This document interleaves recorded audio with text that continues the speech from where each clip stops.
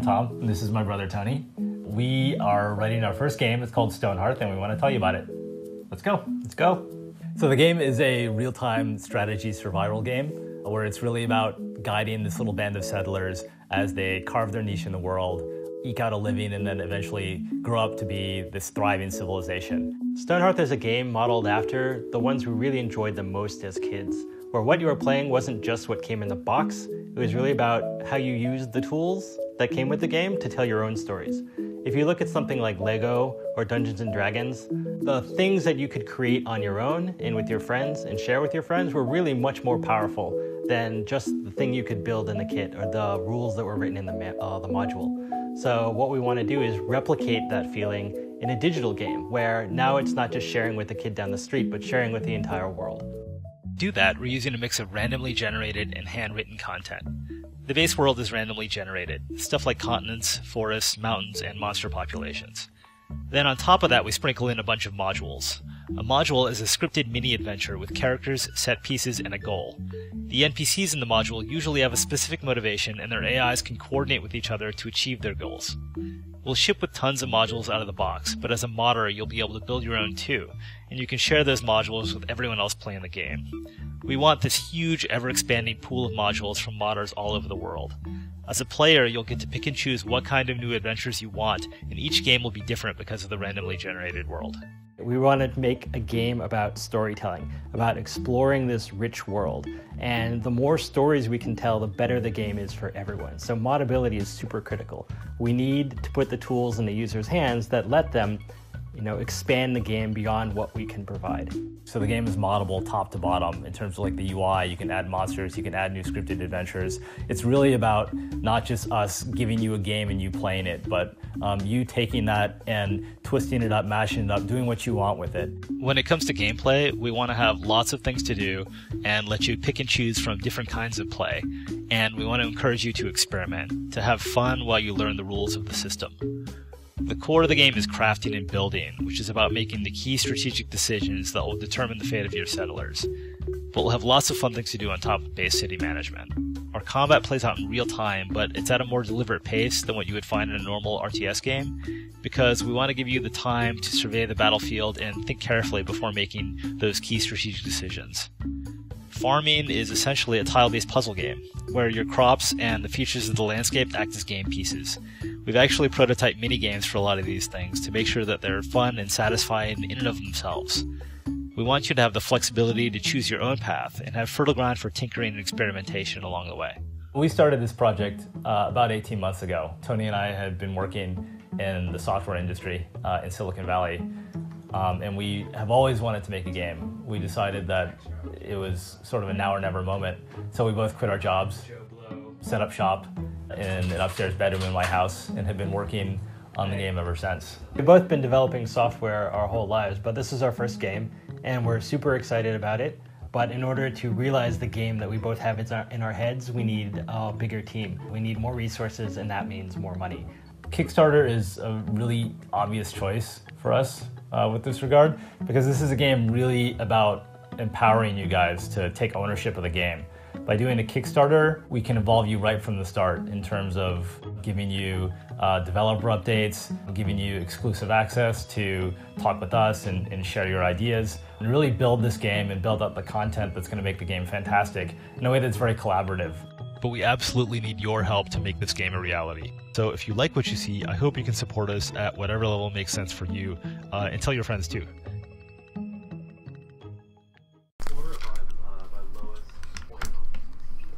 So, you want to go first? We're back. Hi. Hello. It's us again. Many years older and more haggard. But we're still here. Yeah, a little grayer, I guess. Yeah. So that was the original Kickstarter video, obviously.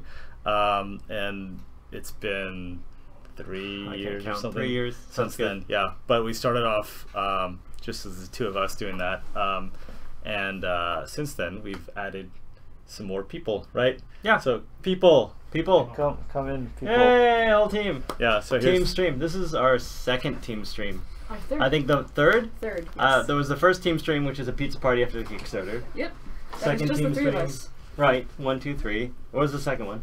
That was when we went to Steam, or maybe when we had our first year Did we anniversary. do that? Oh my god, they don't fit. Did we fit? No. Yeah, get in, Doug. I got don't think this. Doug's ever been on stream. Crowd. I have been on stream. You have been on stream? It's done. Yeah, Everyone once, is just here to but Chris. just to prove that he was actually a Chris person. is getting Chris. it. Stephanie, Oh, you lean need in. to move. No, you need to lean in. There we go. Cool. Oh, here, let me see chat. Hi, chat. Chat is hidden. Where's chat? All right. Chat. Well, whatever. So yeah, this is sort of. Oh, hi guys. Yeah, so this is the team. And actually, have you guys met our interns? Have you guys been on stream? I don't think so. Morgan's Yeah. from Yeah. Yeah. I said hi. Well, But Winnie has not been on stream. Right. So this is Winnie. Winnie is a returning intern, second tour of duty. She made all our cool terrain code, which let us make really, all right, not all, a lot of the cool terrain. She took Albert's original terrain stuff and then just like pimped it out so that we could easily make more biomes like Riot's Children and hopefully soon. What is it called? The Northern Alliance, right? Yeah. And this is Morgan. Morgan is our first year at Radiant / Riot. What are you working in? animal training. Cool, animal trainer, new class. So yeah, that's everyone. And you guys know. You okay? Have you been on stream? I have. Okay, so you know everyone else. Cool. And Patches is here. Yay, Patches! Patches! Patches is the cutest Pomeranian on the planet. It's true. Yes. I'm so happy. Cool. Okay. Sweet. Yeah. Okay. Well, it's taken us a bit longer to get Stonehearth out than we originally envisioned, but we're still committed to it. Like, we really think it's an awesome game, and everything in the Kickstarter video we still want to deliver on. Except for farming minigames. Except for farming minigames. Maybe someone can mod that in. But Yeah. so it's been a longer ride than we planned for, but we're still having a good time. And we're glad all you guys have stuck with us for so long. So, what's next, Brad? What do you got? Stephanie and I are going to take over. Okay, Awesome. And, cool. We'll catch you guys later. Bye, stream. Run! Ooh, that's the bad dash. Sorry. Oh my gosh. Back to work.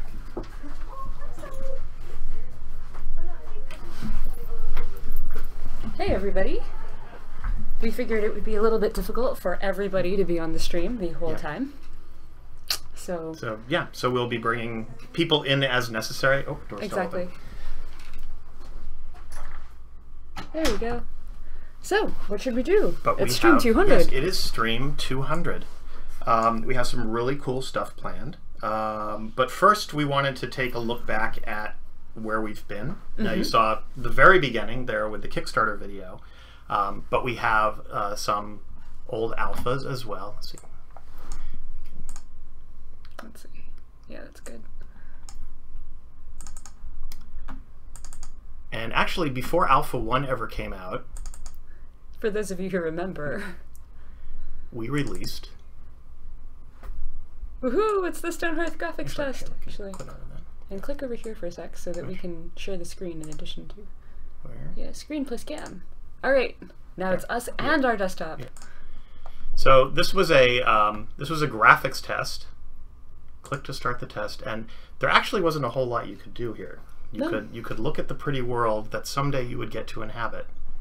Well, really, it was to make sure that it would run on your machine before we actually ship the game. So we could debug a lot of that, like graphics drivers and stuff like that, before anything actually happened. That did not stop you guys from making amazing things out of the graphics test. Like, I still remember how Matorian completely turned the graphics test into, like, a gigantic Egyptian desert and stuff.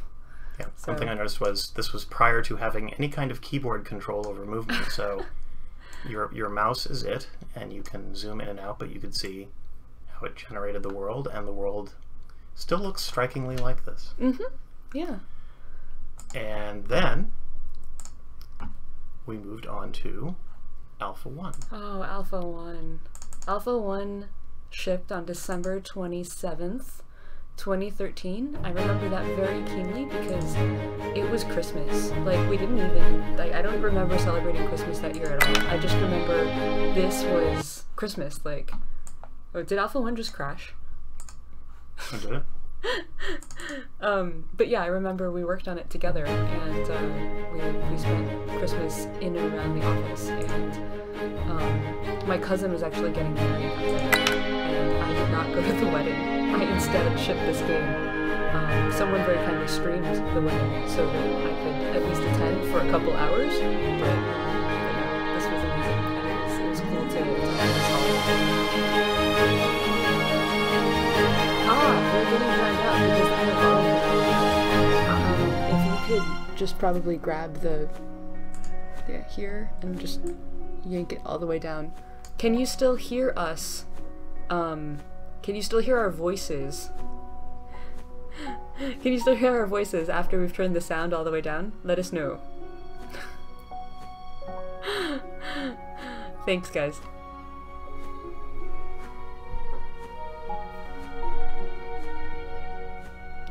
There okay. we go. Okay. Woohoo! Thank you. Yes.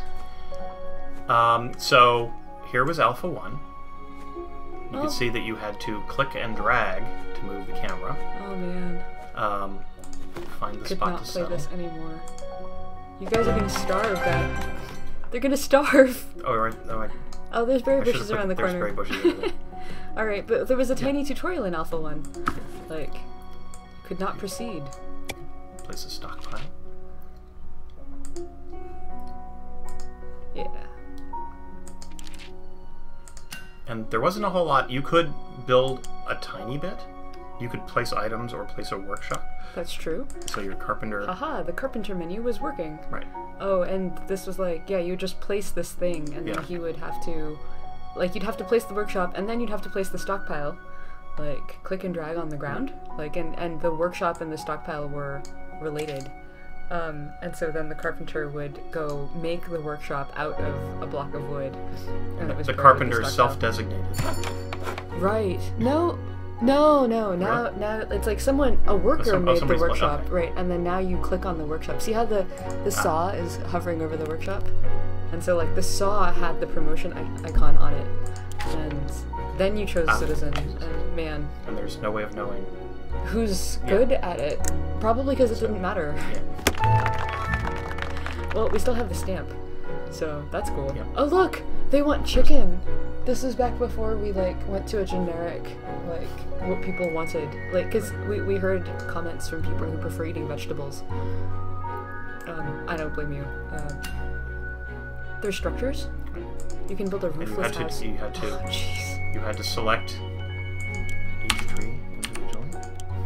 You could like then click the one button to have them chop down the trees. You know, there is like a really beautiful cleanliness to this UI. Oh, sorry. Like, I just yeah, tried I know. to use the keyboard and I cannot do that. Why would you think that that would be possible? Do you know something from the future?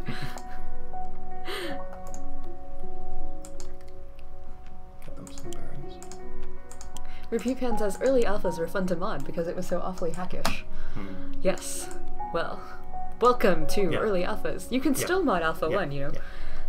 So not a lot here. Actually, one thing that we've been talking a little bit about, or I was pointing out to Stephanie, was I really liked the little storyline that was going on down here, where people were commenting on what was going on, and it gave you a greater sense of involvement with your Hearthlings and what they were up to and how they were feeling. And yes, we've taken that information and it's in the journal now, but I don't know how many people actually go and look at the journal for their town. But we know that one of the core parts of Stonehearth, when people play a game and they go on the forums or when we talk to people, they tell us the stories of their settlements. Yeah. And, having this in the forefront actually helped to communicate that or support that storytelling element. So I don't know that we'll come back to this exactly, but we're looking for ways to surface that more. Right. It was just so easy for that to become super chatty.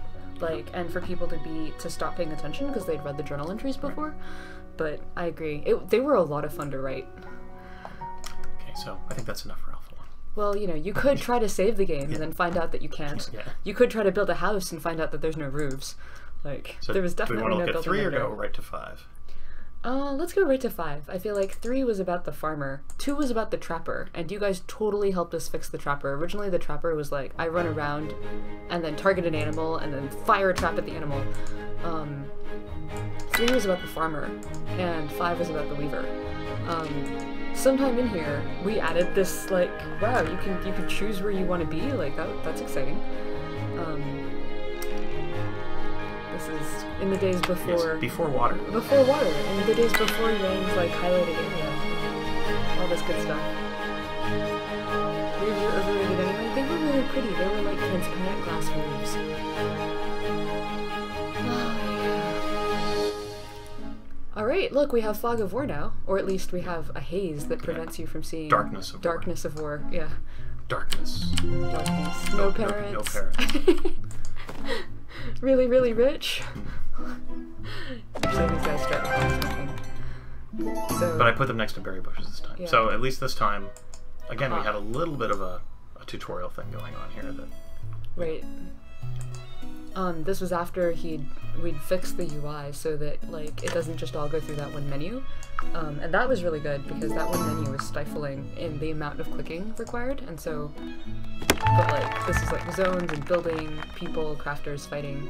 This menu even still has been revised, but you can see that, like, where there was a hammer, there's now a flag. Oh my god. I forgot that he went through and changed all these icons. these icons, yeah. Like, these icons all look really old to me, but there's a beautiful simplicity to them. Like, they're very crisp, very liquid. My building was... Design a custom there building. were There were no no templates. templates, so, yeah. Oh, maybe the templates came in separately? Anyway, but yeah, design a custom building. That was it, guys. This was all. Like, we are gonna revise this again. Just so you know, like, not to get ahead of ourselves, but the building editor as we have it right now is actually really cool. We are just, our goal is to continue to improve its coolness. But the metaphor here is very much like a Photoshop metaphor. Like, yeah, that'll work. It was like, oh, like, I have a bunch of brushes that I can use, but it wasn't necessarily clear, like, what order you were supposed to use them in, or like what or why. And the new building editor is very much inspired by The Sims 4, but until we have interior walls, it couldn't really... Why is it not working? There you go. Ah, there we go. Alright, back when we had, like, little areas to tell you, like, why your building might not build. Ah. It took us so long. But hey, you can see the roots of the building editor, which has since been, or all the building code, which has since been dramatically overhauled by Chris. And this was before the scaffolding, the foundation went into the floor, and so everyone was like, oh my gosh, why is the doors always, like, one block too high? Wow. So you can see, you know, all this stuff early on, fairly rudimentary. But still distinctive. But still some Stonehearth. basic stuff Yeah. there, yeah. But it was, and again, this was just, you know, in a peaceful world. I don't think, does 5 have goblins yet? I don't think it does. I guess we can find out. If you make a carpenter, does the carpenter have a...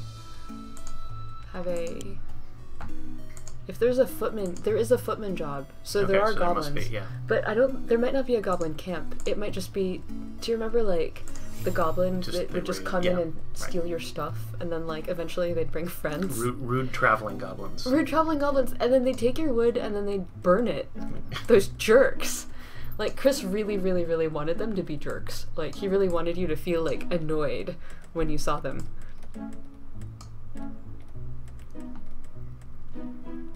So that was 5. I think, do you want to stop here and go on to... Yeah, I think so. Now we're going to fast forward quite a bit and leap past. So with Alpha 10, and actually quickly on its heels 10.5, that was our release to early access on Steam. Right. And that was the first week of June last year. And what we're going to jump to now is, so when we did our 100th stream, which was in October, I think. Yeah, that sounds right. It was after Steam. Right. And we were in Alpha 11 then. So Right. quite a lot has happened since that stream. And a couple of big leaps forward we wanted to take a look at. One is Alpha 13.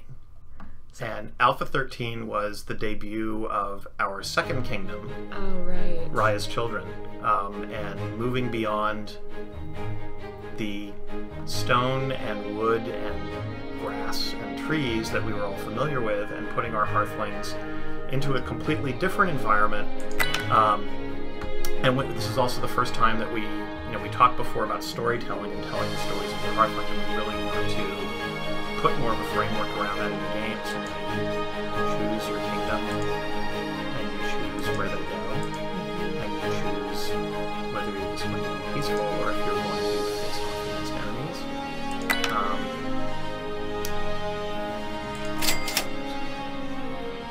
Like, so much has happened.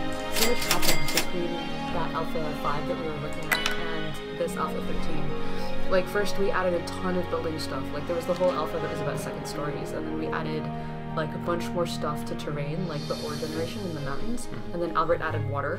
And mining. And mining, yeah, mining at all. Yeah. Saving and loading, that was really big. Footmen, goblins, goblin camps. And then we spent a long time trying to fix Hearthling OCD.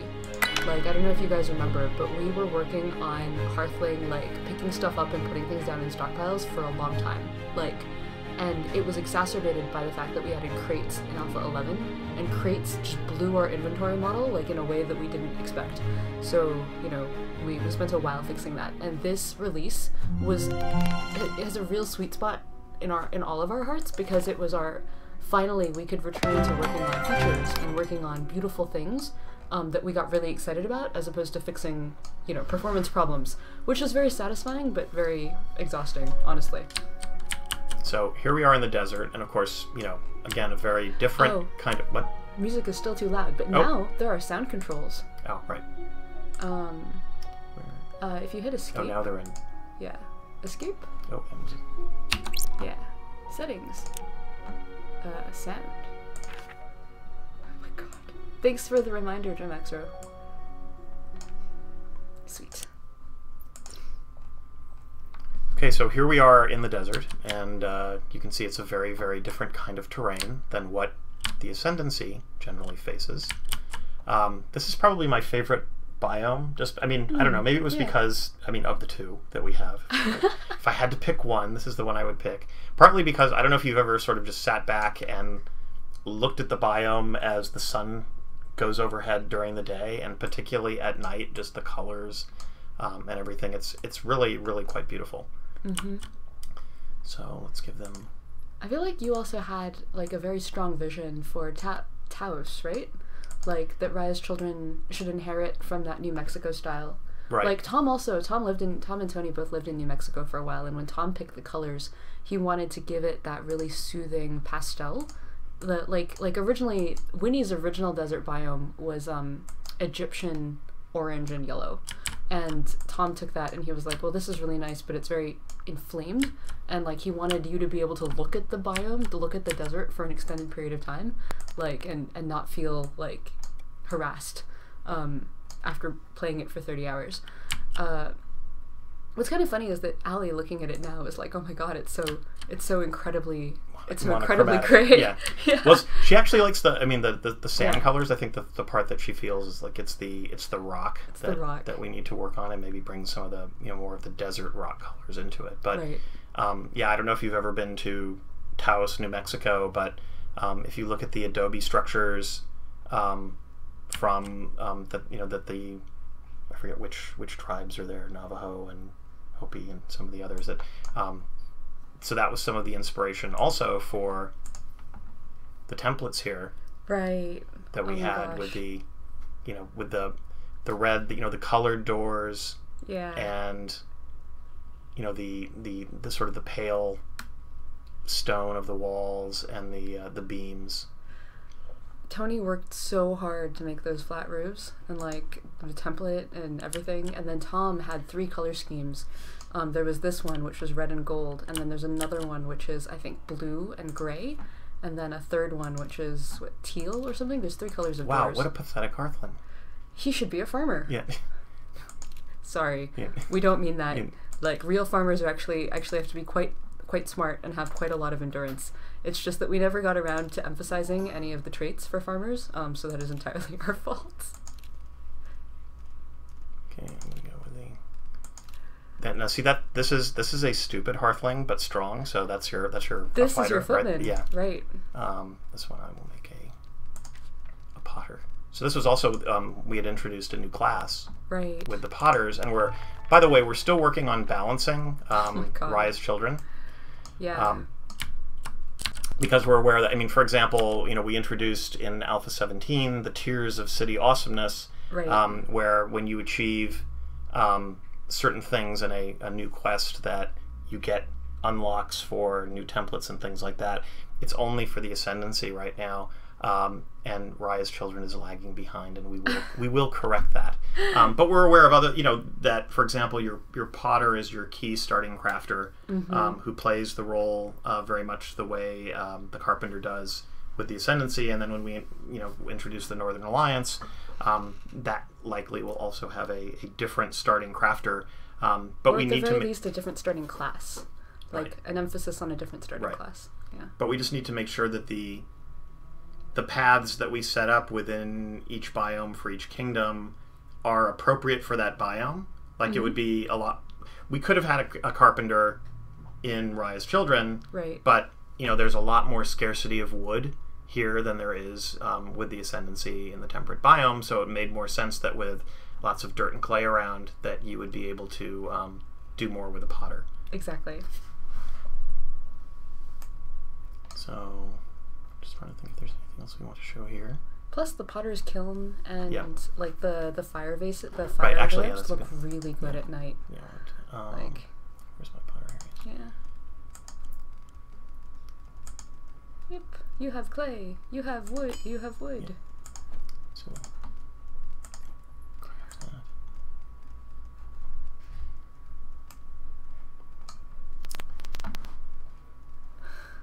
Waiting for the kiln to appear.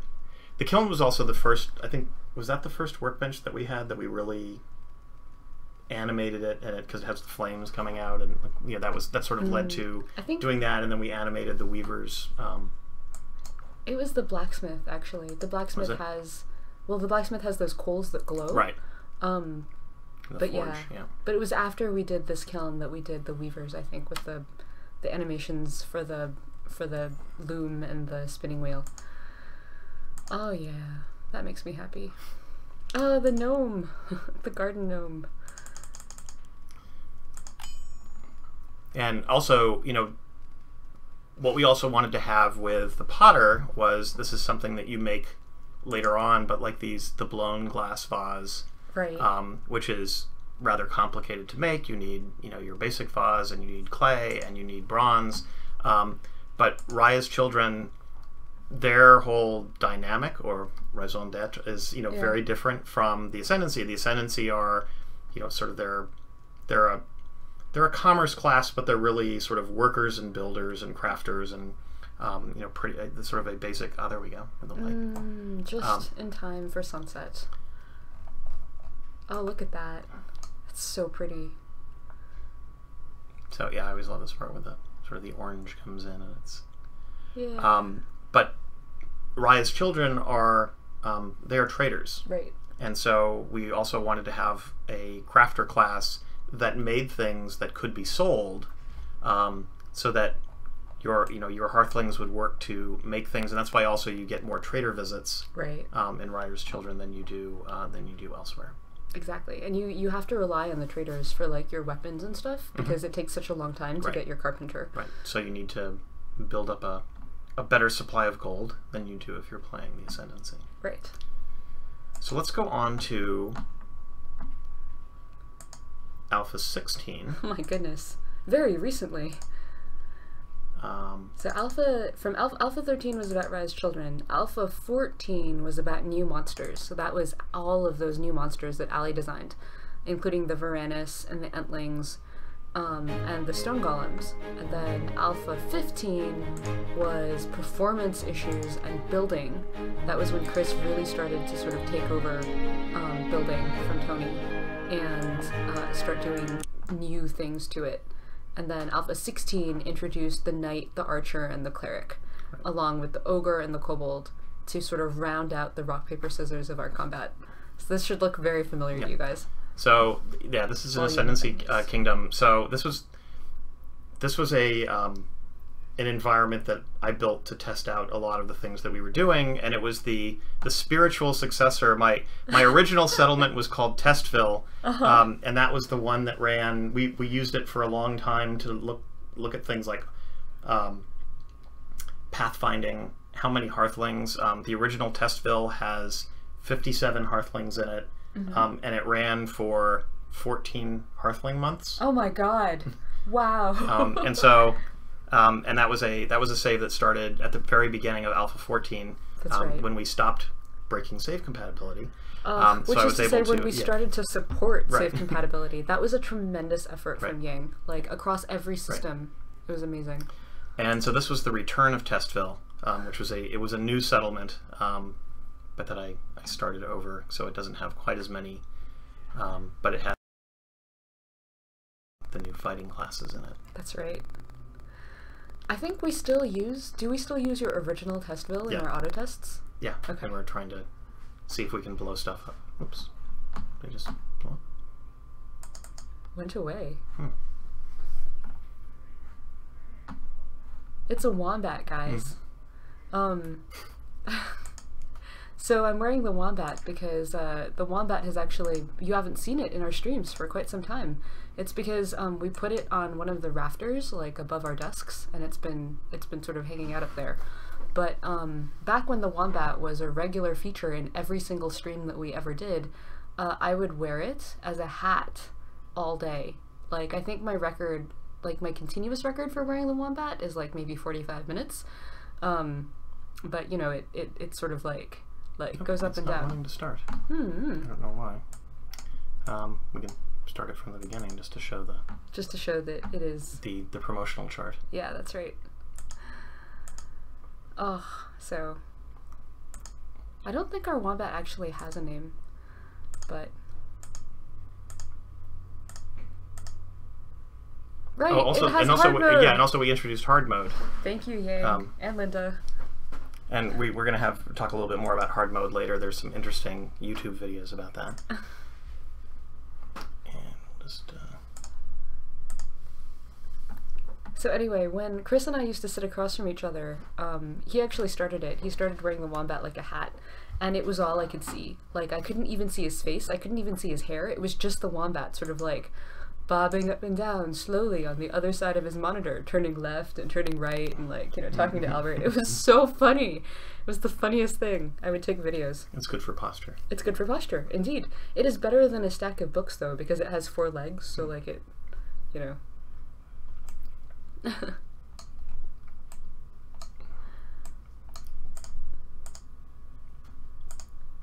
So, yeah, so the main thing to look at here is you can see that we changed the jobs tree. Right. And there are still mysteries to come. Actually, this is now the engineer, so there's still mysteries beyond that. Right. But we introduced now the ability for the footman to progress to be either an archer or a knight.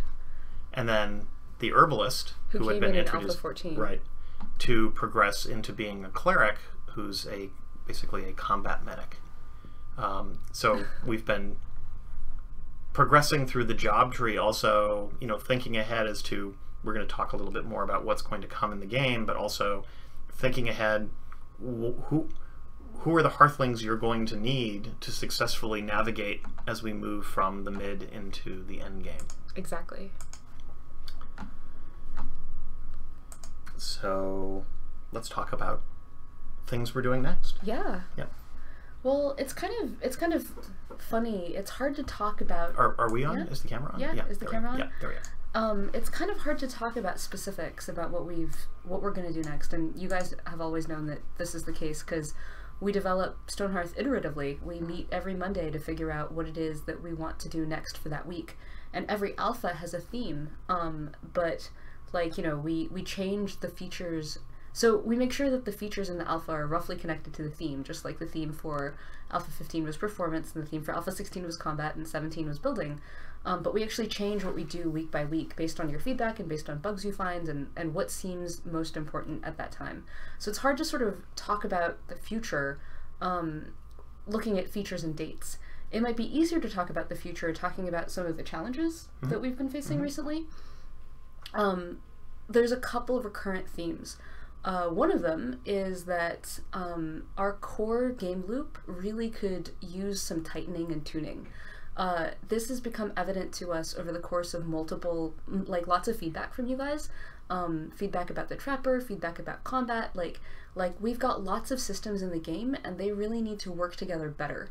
So expect to see us working on those systems and working on the core game loop as in the next weeks and months to come. And tightening the focus of the game's design. Exactly. Because, like, you know, like, for example, we were working on the Trapper. Linda did a really good job, I thought, making a defensive-oriented combat class. But, you know, it's hard to see exactly what the Trapper is supposed to do when, like, you don't have bigger monsters to face off against the Trapper, or when you get the Trapper. Yeah, sorry, yes, the engineer. My bad. Well, the engineer who makes traps, right? Yeah. He's Trapper-ing. So, you know, we want to take a closer look at that larger design loop. That's one theme that I think is going to preoccupy us going forward. And another thing that we also want to take another look at is performance in general. We've been handling performance in a very ad hoc fashion so far. So, like, we find a bug, and then we spend hours triaging where that bug is from, and we try to fix it. And that can take a long time because there's lots of different kinds of hardware and there's lots of different combinations. But more than that, it's that performance is something... CPU is a resource that all the Hearthlings use together. And so when Hearthlings become idle, it's because, you know, there's a simulation going on that is, you know, we write simulations that drain the CPU. So we need to take a look at how we can write new features in a way where we don't always have to be paranoid about what might happen to performance 20 hours later. And that could mean any number of things, starting from looking at performance from base principles, or you know, adding tools to the game to sort of help warn us when we're starting to write code that will ruin performance in some time. And I think the third thing that we've sort of been slowly noticing as we move forward is that the game, like, we are very, like, enthusiastic about the design choices we make. But it would really bend, so when we're working on a feature, like when we think about Titans or when we think about weather, like, we make design choices based on what we think would be cool in that moment. But one of the things that we need to do is sort of like take a step back and figure out what those systems look like again as a whole. Like, what does the edge of the world look like? How do Titans interact with the environment? Like, so, you know, expect to see us sort of taking some time out to answer questions like, what does an end game version of Stonehearth look like? And that way we can work backward from a coherent vision of our end game instead of sort of like building end game systems and then like having to like sort of force them together and then having to do a lot of tuning of the systems that already exist to make them work right. So those are definitely three big challenges that... Right. I mean, it's looking at not just what happens in the game, but how it happens and why it happens. So a lot of things are tangled up together. There's the lore. Right. And, you know, we've been sort of bringing some lore along. There's how do we introduce pieces of, you know, of the story, of the overall world. Like, for example, you know, we know there are going to be Titans, and the Titans are, you know, somehow tangled up in the end game. But what does that mean? Where do they come from? If, you know, we answer some of these questions, that might say, oh, but then to explain the rise of the Titans, we need to do these things, and doing those things actually have technical implications. And then the way Titans behave, for example, you know, you see Cthulhu there in the Kickstarter video, and I've told Stephanie that I backed the Kickstarter strictly to see Cthulhu in the game, so we will see Cthulhu in the game. Is that also why you joined Radiant? Like yes, well, were you worried? It's follow through.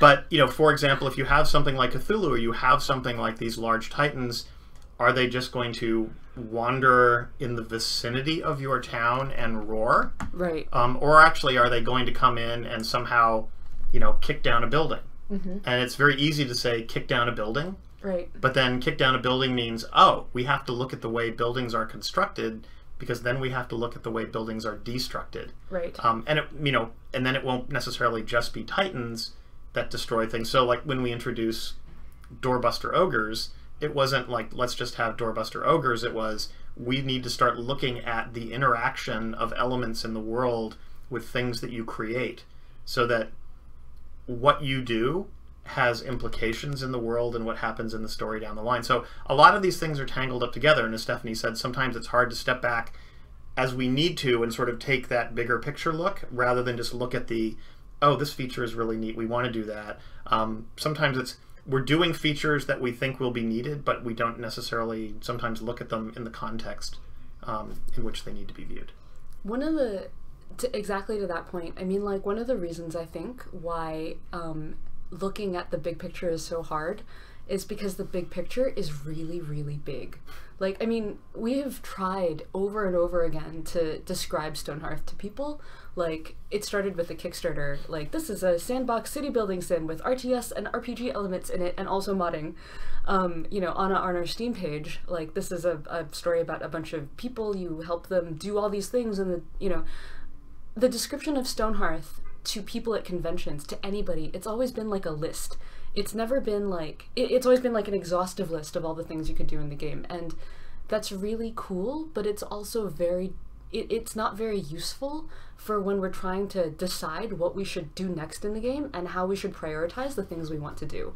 So one of the things, and I want to talk about this more at length after Stream 200 with all of you guys at length, but one of the things we've been trying to do is try to take the enormous vision we have for the game and focus it a little bit better, so that we are like looking not at all the things we could build, but just at like something very specific. And so, one of the things that we've been, what is the actual vision for Stonehearth? And I think that after quite some time, we've sort of come to a place where it's like, okay, Stonehearth is a ant farm town building sim that's set in a high fantasy Super Nintendo style universe. Put another way, like, if you've ever wanted to, find out what it was like to build Kakariko Village in Hyrule, or to what it was like to set up Millennium Fair in Chrono Trigger, or what it was like to build like Figaro Castle in town, like, that is what this game is about. This game is about building those cities that are iconic in our childhood memories and that are alive.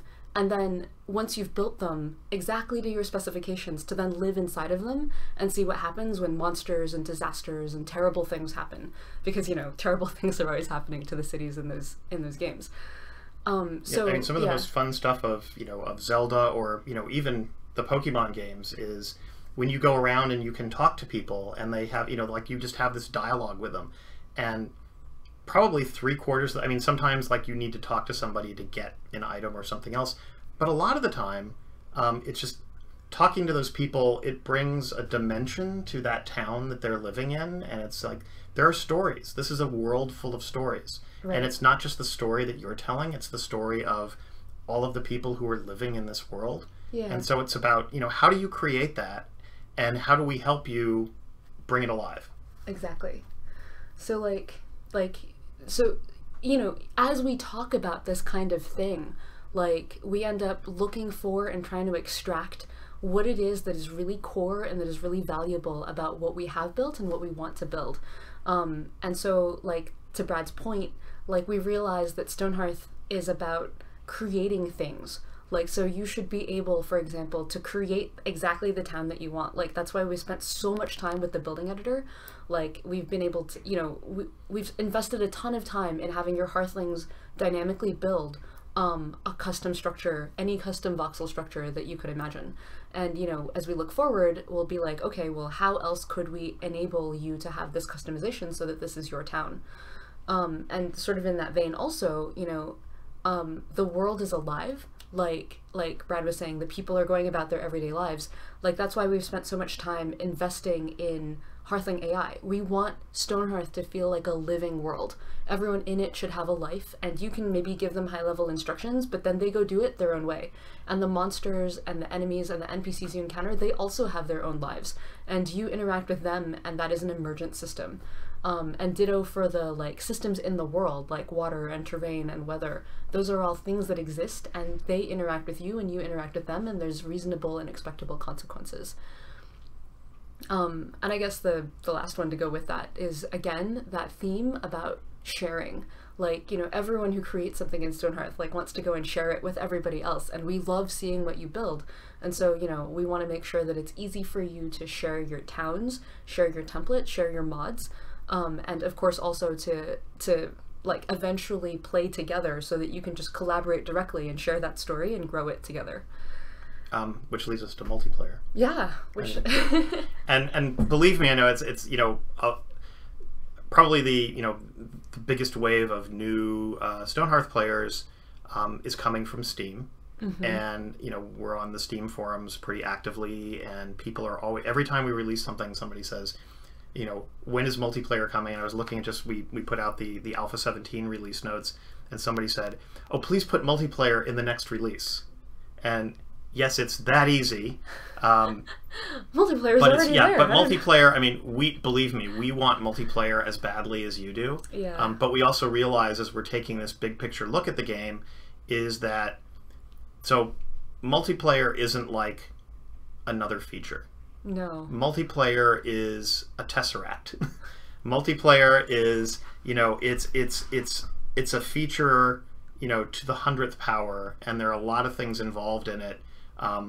Technical issues, gameplay issues, system issues, and social issues. Because once you get people online together, that actually brings a whole new set of opportunities and a whole new set of problems as well.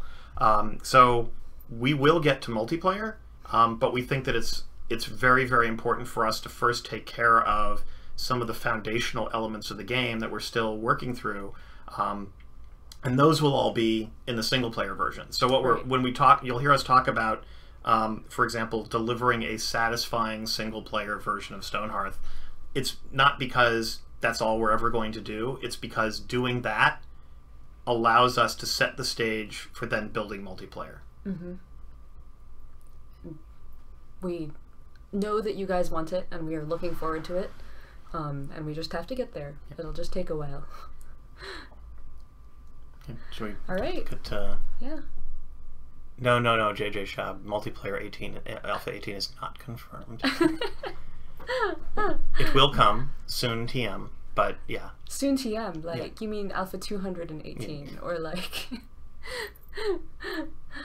But yes, it will be there.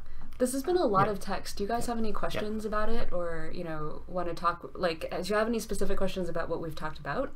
Because it's just it's a lot to take in, I think, and the future is hard to talk about anyway.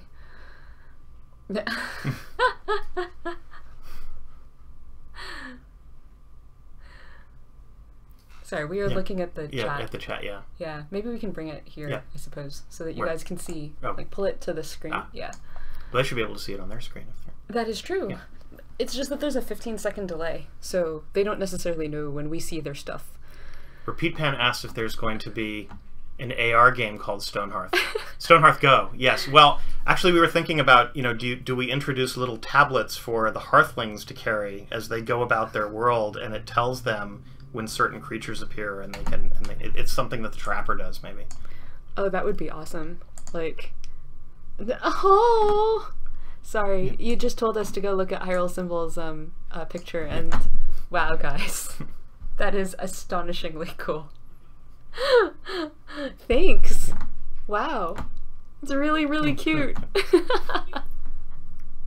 Much appreciated.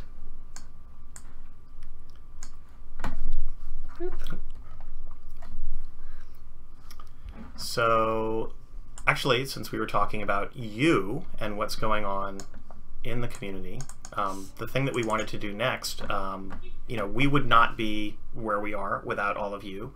Not just you watching or you buying the game and playing the game and being excited about the game, but actually building incredible things.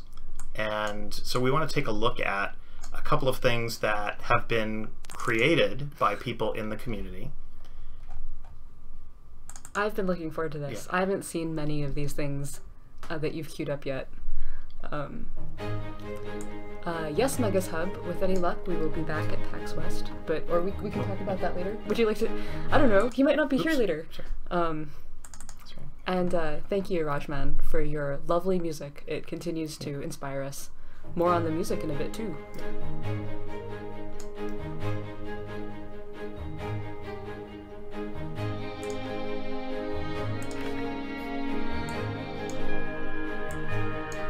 So here is good old Alpha 17. So we're going to take a couple. So we've got a couple of different builds in here. The first one we're going to look at is the town of Mighty Oak, and this is from Evil, who goes. Actually, I think I saw him on. Where did the Twitch chat go? Yeah, it's behind. Oh, it's behind. Ah, Yeah, just drag it over. pull that over. And this was a really nice. Oh my god. Wow. It's enormous and beautiful and very some of these, we Greek. may get some error windows because we've got a bunch of mods put on this for the different saves, and not every mod has been updated for Alpha 17 yet.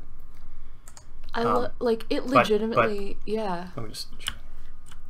Ah. It is, Yeah, that it tree is the Church inside. of the Large Tree. You know what it has about it is the feeling from like actual legitimate Roman and Renaissance structures where it looks like it's 3 stories, but actually it's like 30 stories. It's well done. Yep. Like, well done. So really, I also just like the way. The stream's still just on your guys' face, full screen. Oh, I'm not getting I'm to see what so you're looking at. sorry. Back to here. And It screen was like plus watching a cam. reaction video. Ah, there we go. Thanks, Doug. Yeah. So bad. Yeah. Sorry. Yeah. Okay, let's do that again. Yeah. Wow, Yeah. it's so beautiful. Zoom back inside for the So giant tree. so we'll go back into the Church of the Giant Tree and all the pews. Ugh. And it's like a place to eat Yeah. as well as a place to worship. Because it's a place to sit.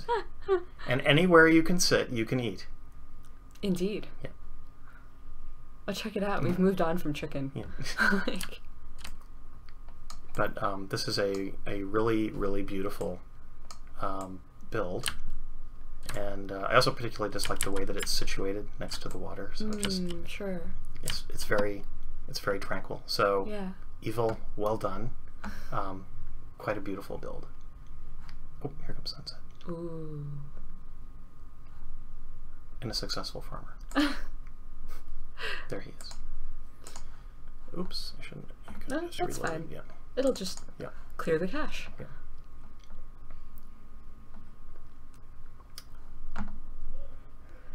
The giant tree is all knowing, says King Foxtrot.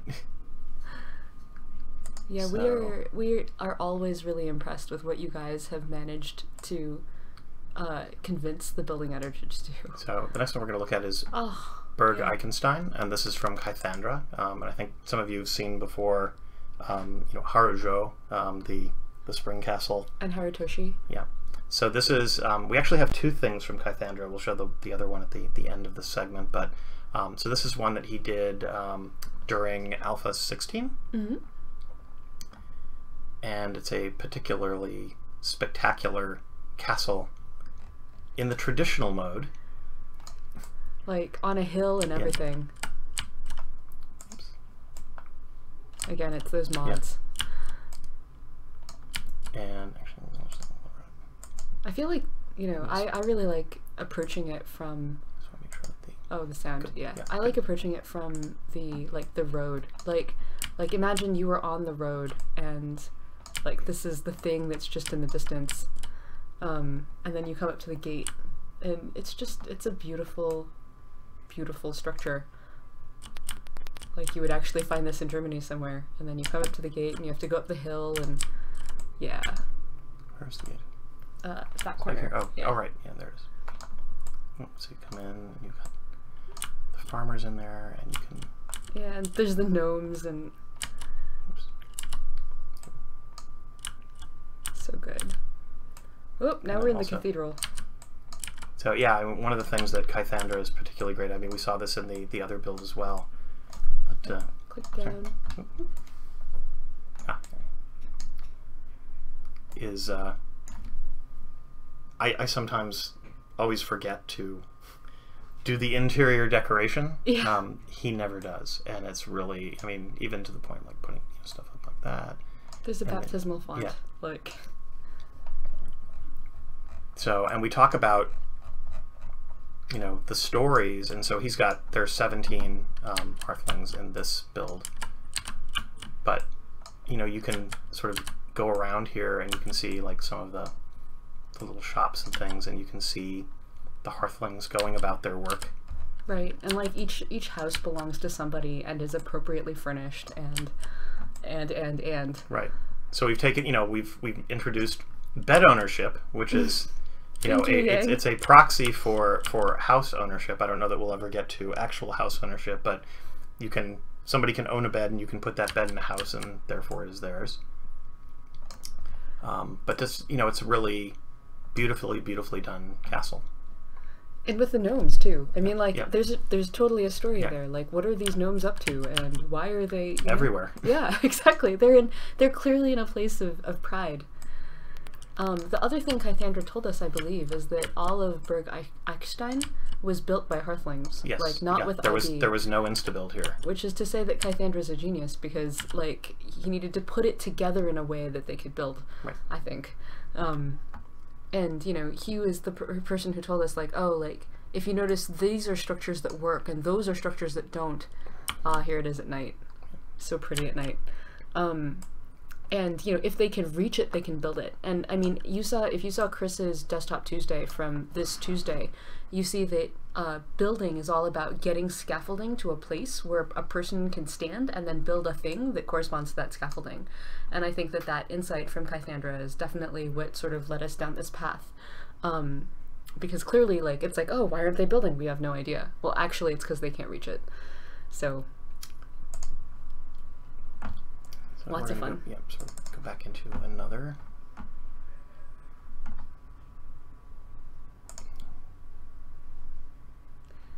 DMago is saying that it would be nice if there was a tranquility thing, like bird baths and braziers and stuff, make the place more cheerful, push back your safe area. There actually is a way of doing that, and we had a Desktop Tuesday about the safe area some time ago, but I believe that those things are not marked that. It has to be building of some sort, and we could investigate what else we could mark as safe items and see how we can make them expensive so that it's not just trivially easy to push back your safe area. So this is the town of Argenmort, and this is from Mumbling Mute. And this was one of the first really spectacular Rise Children desert settlements that we saw. Oh my god. And so, you know, we talked before about Taos and Yeah. looking for, you know, buildings that are not just built up high, but also, again, what goes on in Taos is, you know, multi-story Adobe creations, and you're getting some of that here. It's a little bit more apartment-like. No, there's a little bit of Laos there too, Yeah. like Tibet. Mhm. It's funny how Lhasa. Lhasa. Sorry, it's Laos funny is how they. next to Cambodia. My bad. But But I like the little farm in here. And again, sort of when you get these cities like this, you get sort of, you know, a world that's alive, and that, you know, the Hearthlings have their stories. He's got quite a few knights in there going about their business, and Albert did the code for this. If you notice recently now, your combat units in a party patrol together, which we knew was a problematic thing before, because it could be that, you know, you had a bunch of enemies appear and you had your people in a combat party and you ordered them to face off against the enemies, but those separate combat units, even if they were in the same party, could be at totally different places on the map. right. And that meant that they arrived. So The so ogres just don't know how to get here's them out there. Yeah. So what I love about some of these desert fortresses is they have walls, Right. but there's no way in, and I'm not sure. So they may try to door bust here. That would make Yes, sense. they will. Yeah. All right. So, Time for party number yeah. 1 to go do their job. We just started talking today about how to get the shortcut keys working better with the combat controls, because like right now these guys, for example, like their AI is trying to find a path Yeah. to They're not that seeing door. the path. Yeah, But out holy here. cow, like, you know, it is a complex town. Like, I don't know if I could find a path to that door. But we didn't look at this town for Yeah. its For combat, its combat, yeah. possibilities, but rather for its design, aesthetic, and a really, really beautiful job by Mumbling Mute. Mm-hmm. There Can you scroll that way? It's like I way? want to see that. Yeah, this courtyard. Oh, here. Like it's just like it's the way that the colors all sort of window connect. boxes and Yeah, like it almost makes me want to think like, oh, there should be some. Oh, and that little garden with Yeah. the cactuses. I think they're taking care of them. It makes me want to think like The Witness. Like I want to make all these red lines connect somehow, depending on what angle I'm looking at them from. But that cohesive look of the red is just so gorgeous. Right. That's what I liked about. I know we had some discussions about whether to have the open roofs or not, but it actually makes it so much easier to sort of see what's going on. Mm-hmm. In the world of your Inside. Hearthlings. Yeah. So, thank you, Mumbling Mute. That was another beautiful build. Very peaceful. What if the player's style itself that passively pushes back your zone, like Culture and Civ, and you do that long enough over the course of time, your zone will start to grow larger. If you later attack something without being first attacked, the zone will quickly shrink. Oh, that's interesting. So it's like if you play peacefully, then the game is more peaceful to you in return. That would be hard to justify with the like hungry goblins, but I could definitely see how that would be a way for the game to respond to how you're doing. Yeah, maybe the mods are like you loaded all the mods for all the different builds, right? Right. But like not all the saves expected to have all the mods. Right, but this one I think did. Oh my goodness. The night is on fire. This one is a little bit more. This one had, I think, about 10 or 12 different mods attached to it. So if some of those mods are not updated, it may not want to fire up right now. This is Toric from Dr. Neff. Yeah, it doesn't want to come alive. But it was a really sophisticated town built with the Archipelago biome mod. Oh man. So I wish we could show that. We'll figure out as things get updated. We'll come back to it. Actually, I want to do maybe in a few weeks a whole segment on not just these mods, but what people have built, but some other mods. And then the last one we're going to take a look at is it's another Kythandra build it's actually still a work in progress, and he said normally he doesn't like to show works in progress, but he gave us permission because it's our 200th stream. So thank you, Kythandra. Many thanks. It is it's interesting because it's a desert biome build with the Ascendancy. And so the Hearthlings of the Ascent, which if those of you who've tried to do that can be a very difficult challenging way to play the game. But what he's done is it's a harbor town on the edge of a desert, and it's Konostropolis. And so I don't know if it's supposed to be like quasi-Persian or ancient Persian, but it is truly spectacular. And there were elements of this that we're not building for him that Chris used for inspiration as we work through what came out in Alpha 17 to make sure that scaffolding could get to the places that it needed to go. In some cases we now just magic scaffolding into place because it's less important that it be totally real, that your Hearthlings can do everything, and more important that you can design the buildings, and the buildings that you want will get built. So you can see there's this whole water area, but so it started off with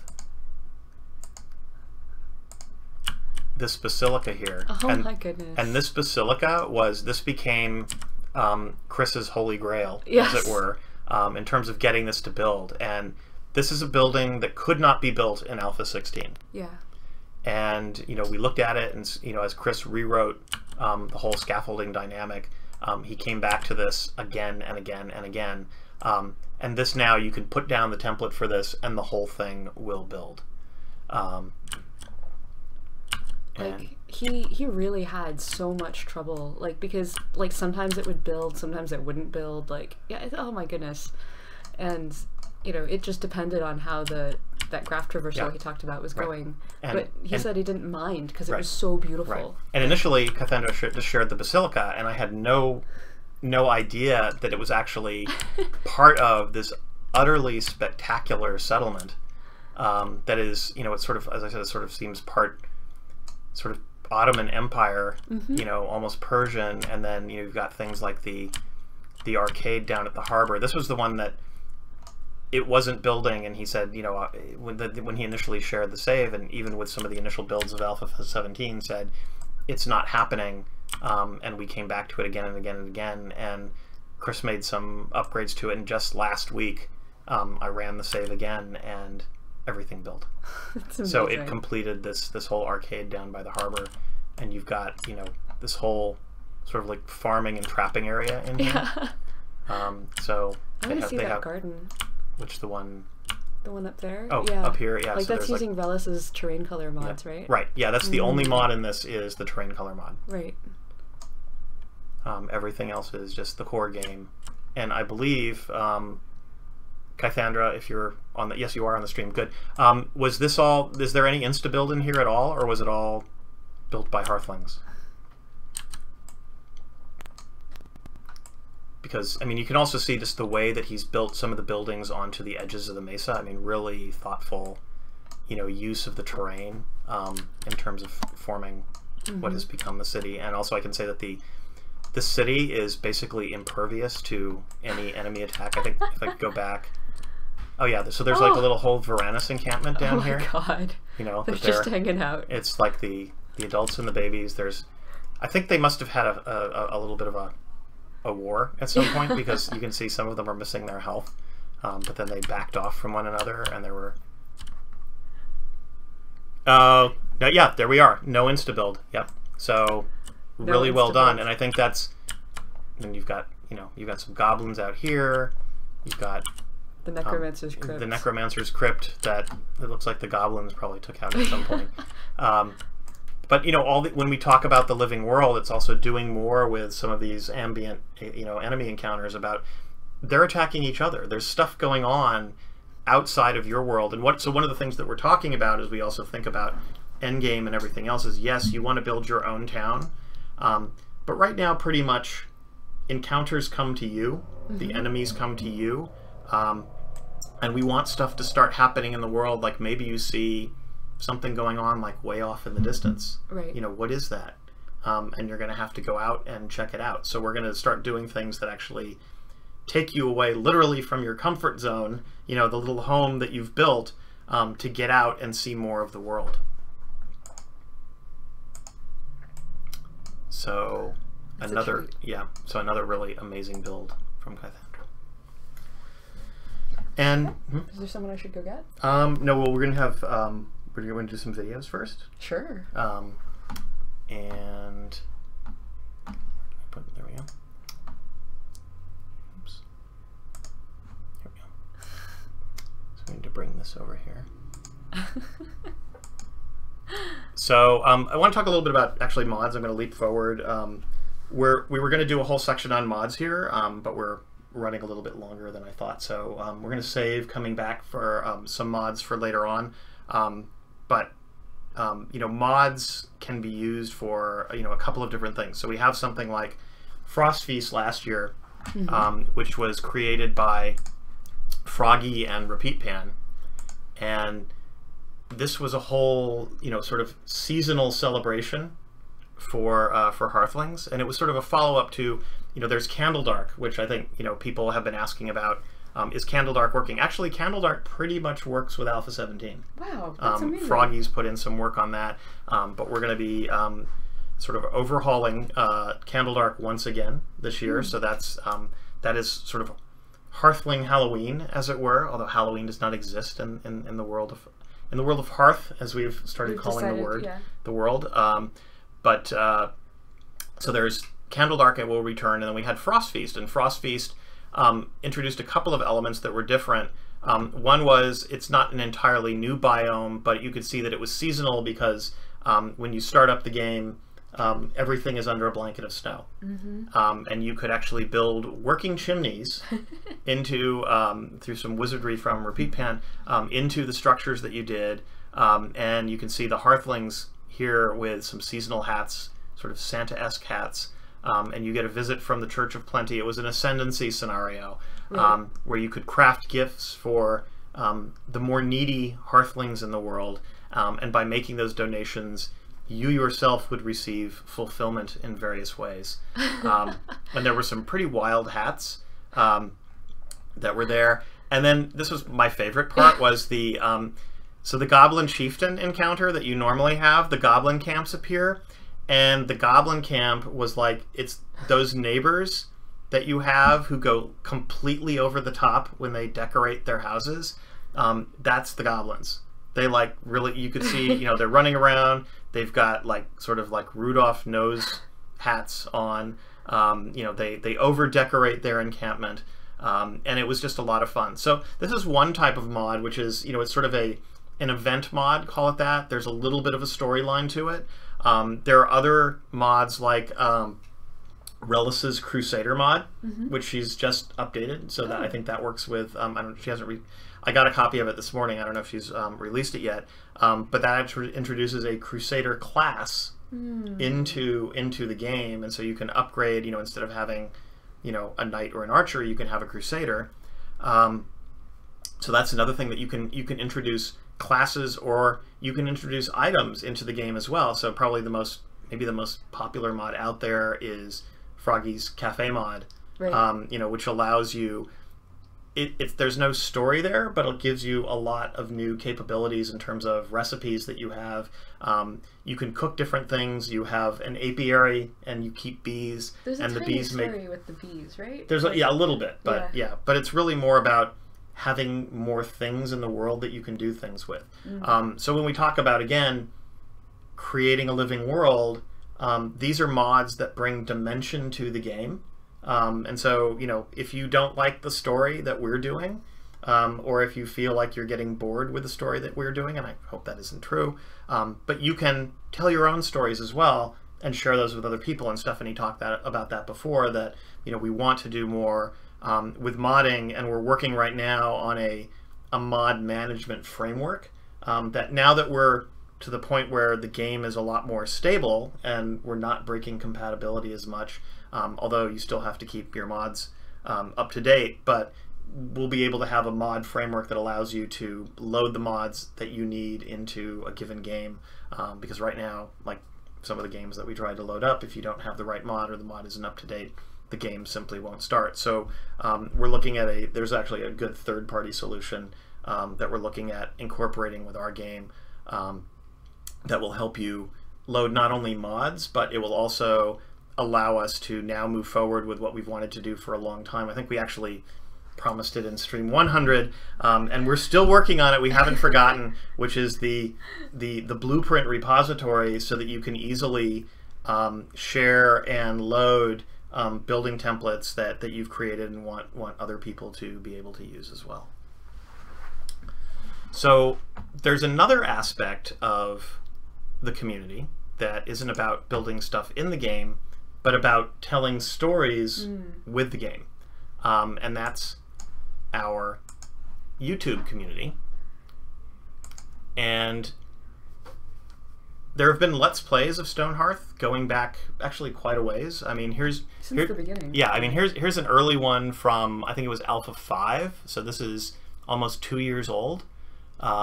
That Generic B did a whole bunch of these. Yo, everybody. Generic B here, and welcome back to an updated look at Stonehearth. Stonehearth is now in Alpha 5. I have kickstarted and been following this game since like May of last year, and been watching it, and finally they've been putting out alphas. They did Alpha 4 last month, and it was okay. Alpha 5 seems to be something kind of worth checking out. I'm very excited about this game. It has a heavy timber and stone vibe, which I know you guys like, and of course I love. So let's go ahead and get started. Let's do a new game. So we can do normal or peaceful. Normal will be subject to raiding goblins. Haha, of course. Yeah, we're not Sure. going to go too long into that one, but just to say that sort of the Let's Plays have been going on for a long time, and so now we're going to take a look at everything we're going to look at now has been released pretty much in the last month. So most of these are, I think with one exception, these are all Alpha 17 Let's Plays from different people. You know, and typically you'll see they'll do it almost like a series where they start out, you know, with episode 1 and they start a town, and every, you know, episode in the series, which these things can go for, you know, this one is half an hour. I've seen them go for an hour or an hour and a half, people, you know, playing it. And they started popping up on Twitch as well now, too. There's a woman in England, I believe, who's been streaming almost every morning. Wow, that's awesome. On Twitch. So, you know, we're hoping we're going to see more of that. But this is also to support that notion of sharing, that there are things that you can build, and you know, and you know, doing your templates. Modding requires maybe a little bit more knowledge and effort, although it's really not that hard. And then there's the storytelling that you can do, and just sort of like it's not just let's play, but with a game like Stonehearth, it's let's see what happens. Because, you know, a lot of let's plays will tell you how to play the game, and one of the great things about Stonehearth is there is not one way to play the game. There's not 3 ways to play the game. There are an infinite number of ways to play the game, so it's really fascinating to watch some of these videos and see how people go about it. So hello ladies and gentlemen, I'm the Innkeeper, and today I would like to welcome you all back to Stonehearth. Welcome to Darkstone. Last episode we pretty much were focusing primarily on getting everything centralized, as it were. Trying to think of the word right there. So what we've done is we've made a nice little storage zone right here for 2 different types of storage. One for the random bits and bobs, another one for the more precious materials such as stone and wood. Mostly wood, because we don't have much of it around it just yet. Although I have cut down a few trees, but we are still verging in on another zombie right here that spawned close to where the other 2 have, which is a little bit scary. We did get attacked during the intermission period between last episode and now by another stone golem, so he has a whole series, which was horrible, very scary. No one died, fortunately. I think so. Anyway, Shinny, I know, got very low on health, and I do believe Rue as well suffered quite a lot of damage. But we went through in the end. I ended up turning one of our guys over here, him, Nod, right here, into our soldier. Although I have had to take them off their job because they keep running after these wolves. Take a look at that. Here's a guy who plays, he says the only way to play Stonehearth is in hard mode. Hey. They can't hear you guys. They can't hear us at all? At all? When the stream's going, they can't hear you. Yeah, well, I turned down the... Cool. Yeah. So for me, there's really only one way to play Stonehearth right now, and that... Well, now, one of the options that... Obviously, kind of protecting ourselves. When we have like 3 or 4, actually 2, 3, or 4, it starts then. Sorry about the volume, guys. Yeah. Yeah, it's hard for us to tell in here. We do have the headphones, but we don't hear it like you hear it. So this is another one that I would recommend taking a look at. BA Start Gaming, he's been doing a whole series only playing in hard mode, which is really interesting. So take a look at that one. This is another one, Banto. Or before, I don't know, he's Swedish, I believe. I know he's very active on our forums as well, and he's been doing an ongoing series. Hello, guys. Of building a town. I think this was a new town that he began right in Alpha 17. So this is again a fairly recent one. Actually, he did this in June, so it must have been right at the beginning. And I know that he was particularly excited about this because he found a map seed with an island that he was particularly fascinated by, and building up that area of the island with a sort of this inset dirt area. Right. So I just want to go. So yeah, I can see he's Whoa. Doing some interesting things there. So he's somebody who's got a regular series as well that we recommend taking a look at. Here is episode 1. So Deluxe is someone, he's Canadian, and he's been doing quite a few, and he's been building up. He's got over 14,000 followers now, and 17,000 views on just this this one episode. And so he came back. He had he did the Ascendancy. He did so he had played Alpha 16 before when all of the new classes came in. I think his entire settlement was wiped out. Oh no. Okay. That happens. And so so he said, here's what happened to me in Alpha 16, and now I'm going to start over again with an entirely new settlement in Alpha 17. And he does a really, we actually have recommended a lot of his Alpha 14 videos to people just as tutorials on how to play the game. Right. Because he's been playing it for a while now, but particularly when he first started playing, we looked at that very carefully, and actually the Let's Plays of people who are playing the game for the first time are really instructive to us, because there's so much that we take for granted now when we play the game, that we don't realize that, gee, how do I do this? Right. How does my crafter make this? It's sort of like stuff that we've done now so many times that it's second nature, but it's not quite as obvious. And we know, there's not a tutorial in the game. We do want to go back and do something that's more like some of the tiny tutorials, I guess, that we saw in the early alphas, where it was like, oh, you need to make a stockpile, you need to do this.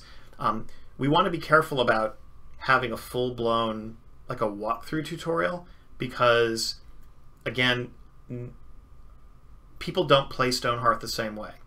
And some people may be interested in building, some people may be interested in getting to the encounters, and a tutorial often implies that there's a certain way to play the game. Sure. And that's not what we're about.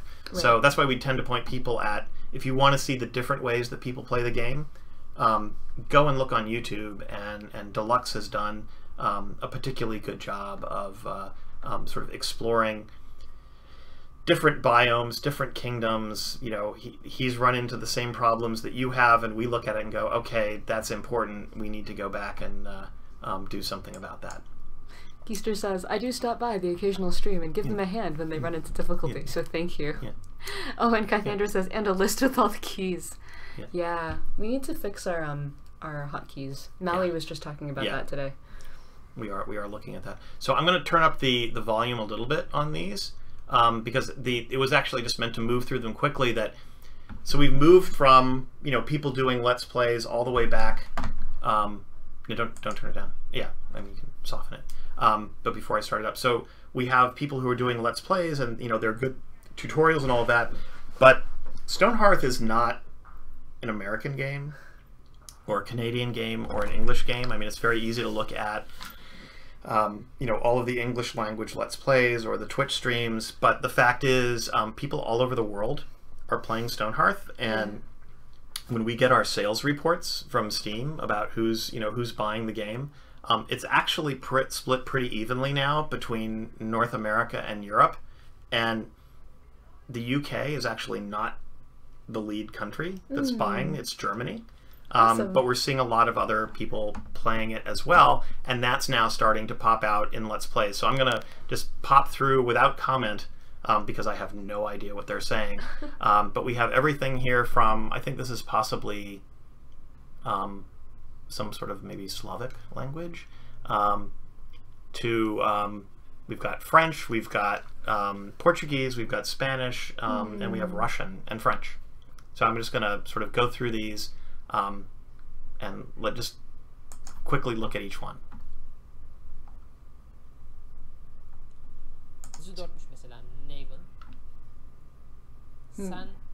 Now I can't hear him.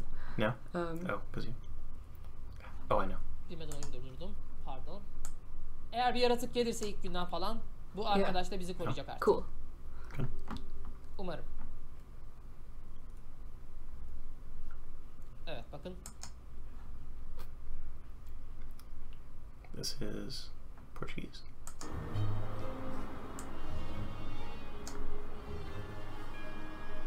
Can we skip forward a bit? I just hear music. Hola, chicos y chicas. No sé hasta qué punto ha sido buena idea.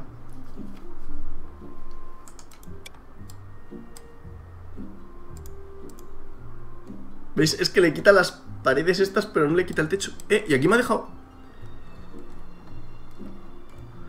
¿Me han dejado estos dos bloques sin poner? It's Portuguese. Oh, yeah. Wow.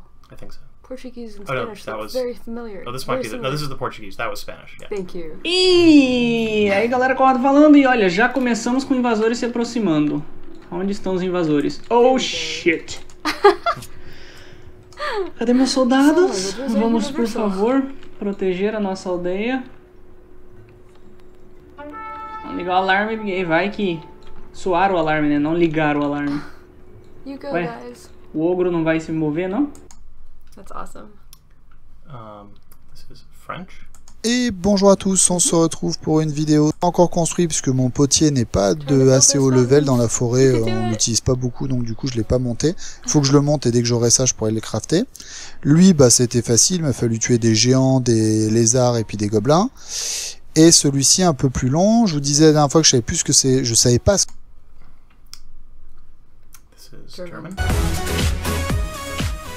Hallihallo und herzlich willkommen zurück zu einer neuen Folge mit Stonehearth.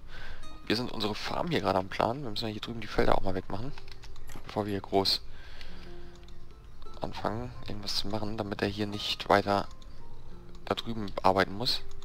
Dann entfernen wir das auch und das hier auch. And this is Russian. Всем привет, друзья! С вами Нильфгорн, это игра Stonehearth, и мы продолжаем играть. Продолжаем строить, продолжаем развиваться, ну, продолжаем полноценно, так сказать, играть. Дел на самом деле очень много, а первоочередное дело это защита, потому что, ну, честно, я уже устал, вот серьезно, я уже устал от того, что на меня нападают просто толпами. Каждый день прям по 2, а то и по 3 атаки. That's awesome. And of course. So thank you to everyone who is doing Let's Plays and Twitch streams in whatever language you may be doing. You are helping to spread the gospel of Stonehearth. Much appreciated. So I think the next thing we wanted to go on to was music. All right, so shall we go get Doug? We shall summon the mythical Doug. I will go find him. And I will queue up music. Doug is going to join us, and I think Raj, you should be on the chat, I hope. So Raj is our composer, and Doug is our music guru here in-house. And we've added some, you know, there's a lot of music in Stonehearth, and we know that people really love the music, and we're also looking at you know, potentially releasing the music as a separate element that you'll be able to get. But you know, right now we're focused on the music in the game, and here's Doug. And so we're going to talk about music that's already in the game, and then we're going to talk about music that is going to be in the game. Cool. So Doug and Raj have picked some selections here.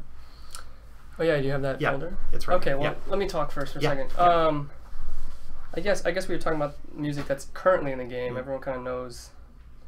I mean, we had some updates on this on the Discord about what Raj and I had planned, so people kind of know what's going on with the music. I actually really wish Raj was here today to speak about it, because he should be. He's so good at doing that. So actually he's say here. Some of the he's words. Here in the. It says Raj is hiding behind people. He said, but yeah, he's it's here. smart. I mean, I prefer to hide behind people. I don't like being on stream. So actually, because of that, I have some of Raj's words to explain some of the things before we listen to some stuff.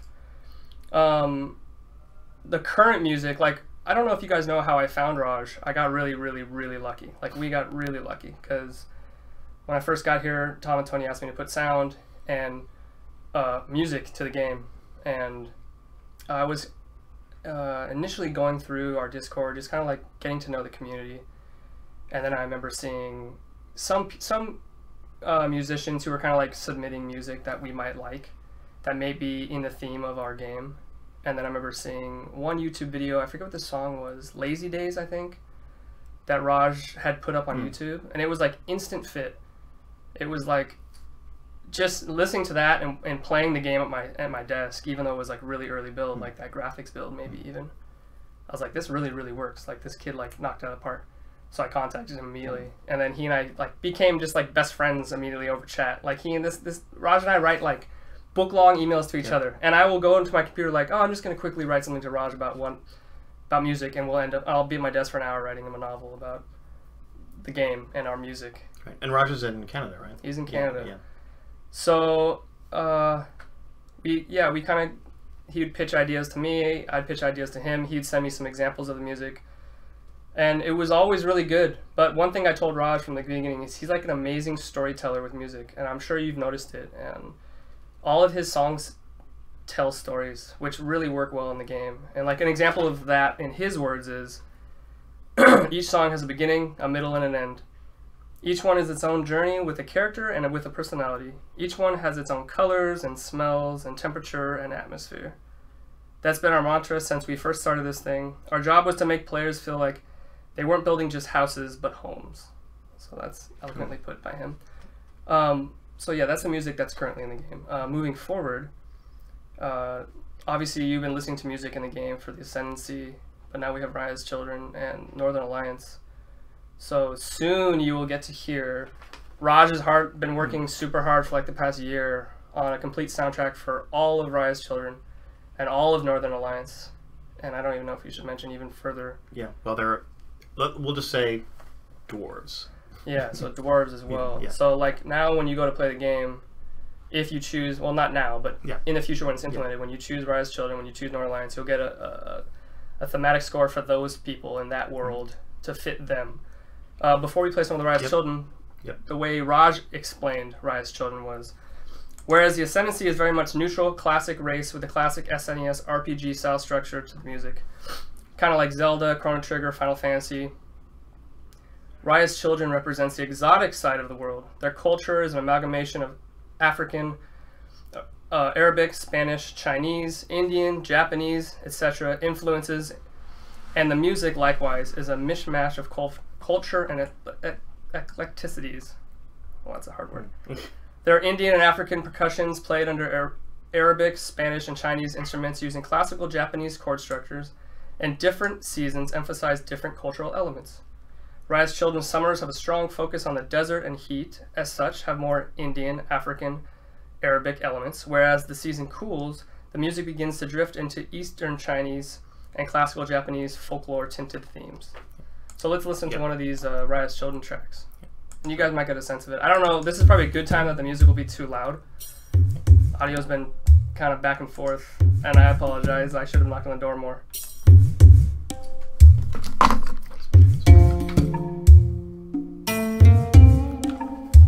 Is this what's playing on the stream?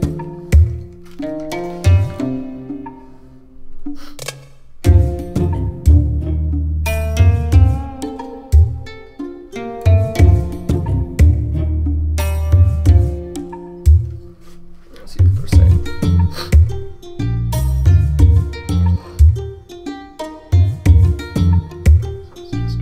Yeah, because it's a little delayed.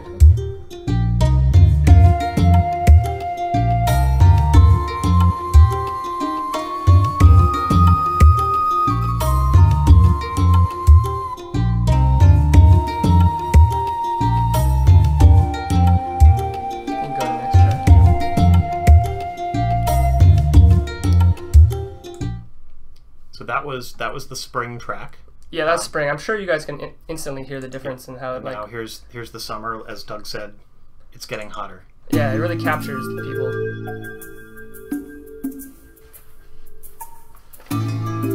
I can rave to this.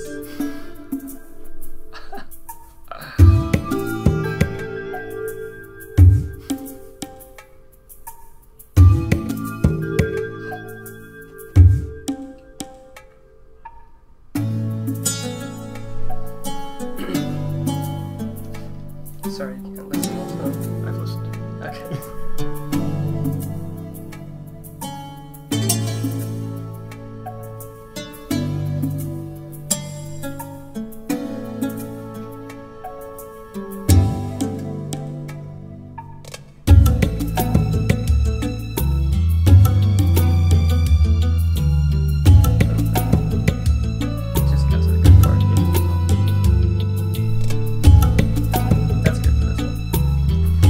That track's so good. And then this last bit is the winter, which, as you said, gets the, you start getting the Eastern Chinese influences.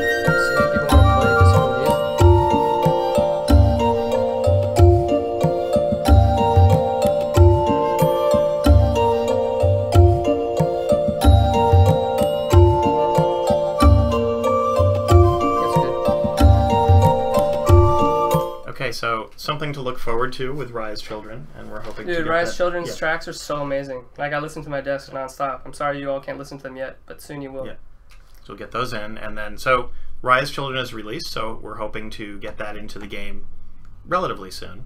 Right. And then Northern Alliance. A quick word from Raj. The Northern Alliance, on the other hand, is influenced by Western RPGs, Jeremy Soul's beautiful work on Skyrim, and Marston's brilliant Witcher 3 soundtrack mixed with the classic Stonehearth sound. I wanted it to feel not just ancient, but strong and weathered. Welsh, Celtic, Scottish, Irish, classic English, Nordish, and generally Northern European. The Northern Alliance are the stoic, the bold, and the stubborn, and their music likewise highlights their cheer, resilience, and warm hearts in a cold and cruel world. Their strings are like cool winds, long and shifting. Their melodies are like warmth and customs, rare and tightly held to. They have big brass horns, the Irish flutes, the bodhand drums, ethereal choirs, and droning pads. So he's like a little poet. Yeah. I'm like, this sounds good. This will be cool. And then I'm like, I'll just read what Raj says. I just want to see what the. Do you know what? Oh yeah. So this is from Autumn. Yeah, this is from Autumn, but it's just cut off in there that Raj also has really great track names. He does.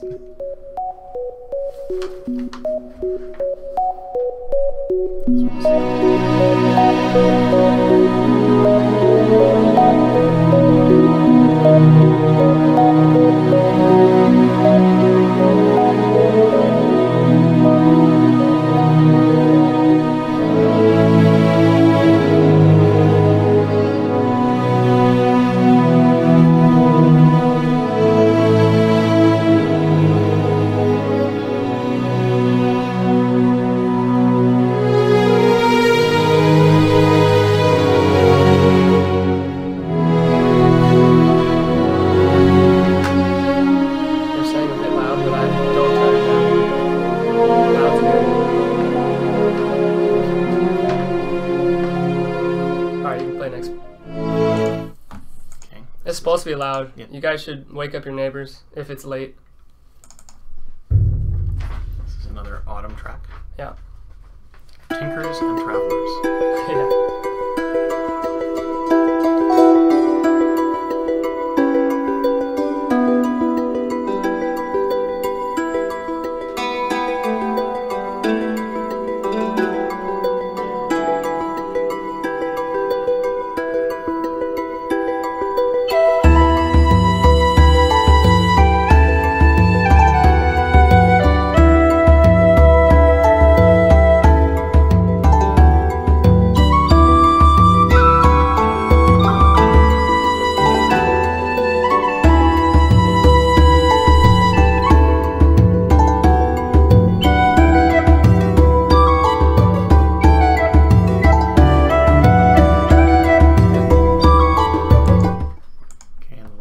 We have is the winter track. A winter track.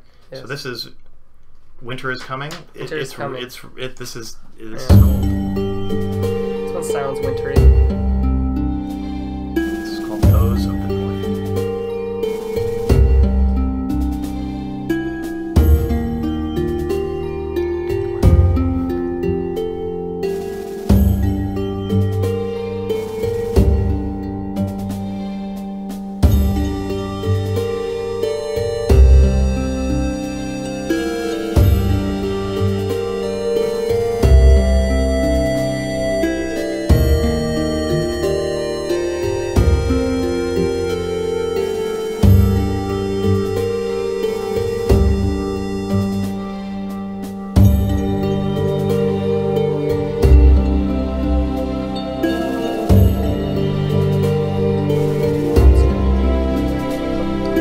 Something you'll notice too, I don't know if you noticed in some of those tracks, there's a lot of like 16-bit synth work. When we first started doing music, Raj and I, it was all just orchestral, and there was no 16-bit influence written into the music. And then Raj noticed that with combat sound effects, I was doing a lot of 8-bit, 16-bit like homages to old school games. And he liked that I was using some 8-bit and 16-bit type sound effects. So he had the idea of maybe we should blend those together. So we did that with the music. So he does a really good job of keeping it mainly orchestral, but however, kind of making nods to synth type 8-bit, 16-bit stuff. And it works really, really well. So that when you're in combat and when you're outside of combat, the game all kind of feels, as a whole. So good job, Raj. Yeah, you're a wizard, Raj. It really is, yeah. Anyways, awesome job. Yeah, thanks. Doug, thanks for coming by. You are also a wizard. Thanks. It's a pleasure. Yeah. Thanks for having me. Yeah. And see, he's real. Yeah, I don't like being on stream. I'm not good at it. I get nervous, so apologies. And now we need Mally. I'll go grab Mally. And so now we're going to move from the music of Stonehearth into the art of Stonehearth. And we're going to do a little section here with Mally and also with Allie. Mally has joined us recently. I think he's popped in and said hi on stream, but he is working on animations. And in particular, he's looking more about how to bring your Hearthlings alive in a greater way. And here he is. Hello. So one of the things that we wanted to show you here is, oops, it's over here. We have art and we have videos. So you want to talk a little bit about what you've been after with the idle video, the idle animations? So for this milestone, or alpha, sorry, Stephanie asked me to bring a little more life to the characters. So let me segue. I'm also like Doug. I get super nervous, so that's why I'm jumping around a lot. But so we being myself and Allie, and then Yang and Linda also helped, just came up with a big list of things and of idols that we could do, and then I separated them into complexity of how hard they would be. So I've only done the simple ones so far, mostly, and so the idea is most of these are just a person is standing around and like idly breathing, like that. This is a replacement for that. Yeah, pretty much you'll notice that, like when sometimes people say my Hearthlings aren't doing anything, or my Hearthlings have gone idle, that they're not doing anything. Sometimes that's intentional. They may not actually have a job assigned to them at that moment, and they may just be standing there. They may be standing there and just sort of like they swing their arms a little bit, but most of their activities are related to when their AI has them pursuing specific jobs like eating or hauling something, building a house. But we talked before about the living world and making things more alive and, letting you look into the lives of your Hearthlings and have things going on. And so they do more than just the tasks that are assigned for them. We want them to be able to go and, like, when something else is not occupying their mind, they won't just stand there and swing their arms or just sit around the fire. There'll be other things that they're doing, and we want to put a ton of those things into the game so that you could peek in on a given Hearthling at any time and they could be doing something interesting or not. So this is just an improvement of an existing one. So currently the the Hearthlings will yawn before they go to bed, and so this is just a touch-up of that animation. There's a yawn. They may see each other. So this is an interaction between two Hearthlings, and this is a more complex one. So there will be more idols where two Hearthlings will interact with each other. Like, they're both doing nothing, but then they will see each other and like wave, or maybe they'll play a game of some sort. We haven't gotten to that point yet, but those are coming, hopefully.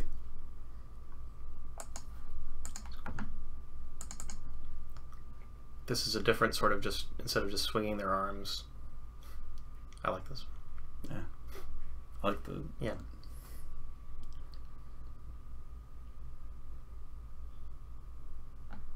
It's like, did I count to 3 correctly? This is... What is this? Tool inspection. So this looks a little weird. There's nothing in their right hand, but there's supposed to be like a cook's spoon or a sword or some carpenter saw, basically any tool. And so they're checking it out, and then they're like, man, I like this thing. All right. Yeah, and so these are just sort of the beginning basic animations. So people are saying like the hands are moving. There's no arm. There's this is a foot tap.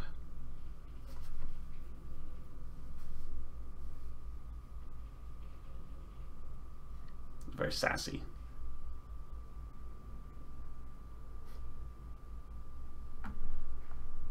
And this one, we're not going to do the last one, but the fail one we can. The fail one we're going to do. Okay. Not the success one. Yeah. So this is, and so your NPCs are going to have stuff too. Like here's a goblin picking his ear.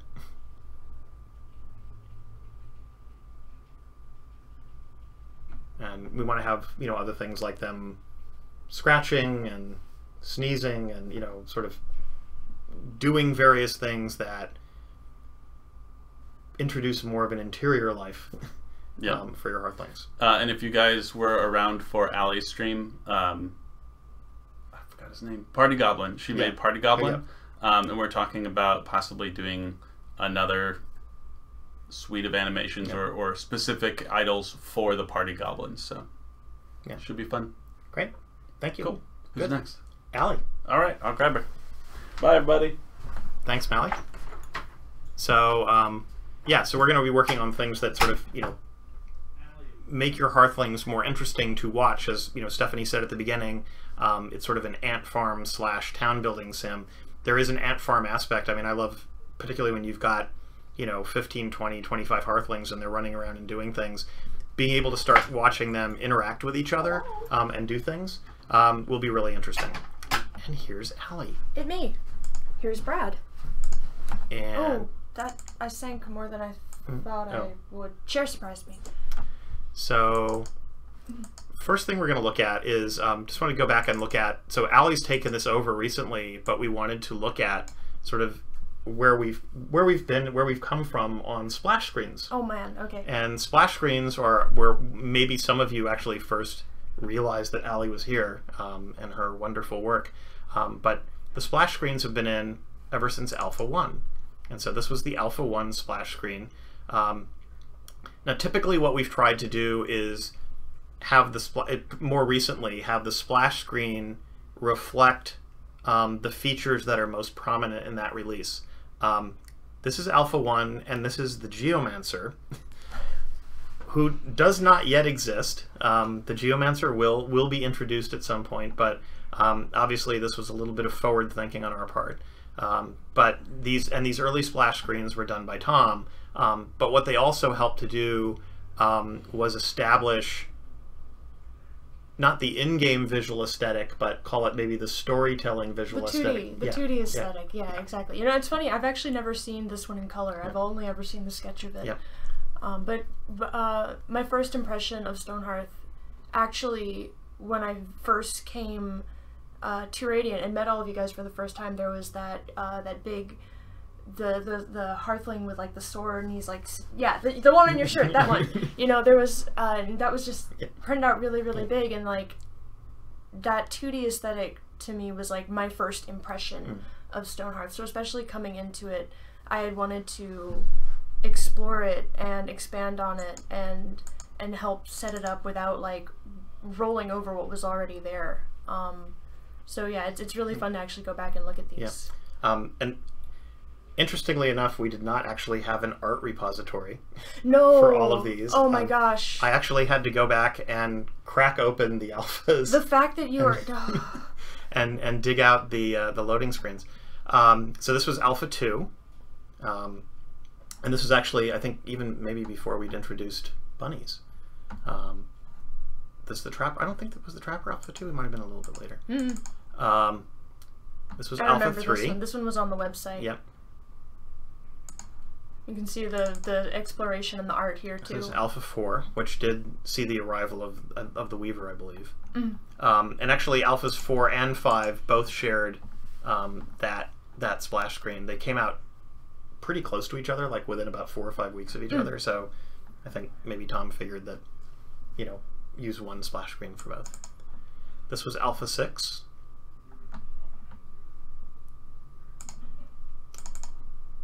And 7, where the shepherd first appeared.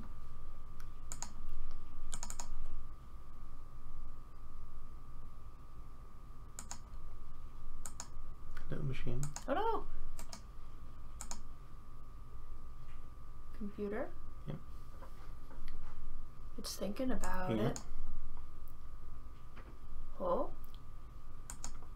Okay, let's skip that one then. Oh, it's a shame. Yep. Yes! This was 9. So this was maybe the proto-party goblin. Or a goblin. I love goblins. Alpha 10. So this was the splash screen on our first Steam Early Access release. And this is Allie's first work for us, Alpha 11. Oh my gosh, Carrot Crate.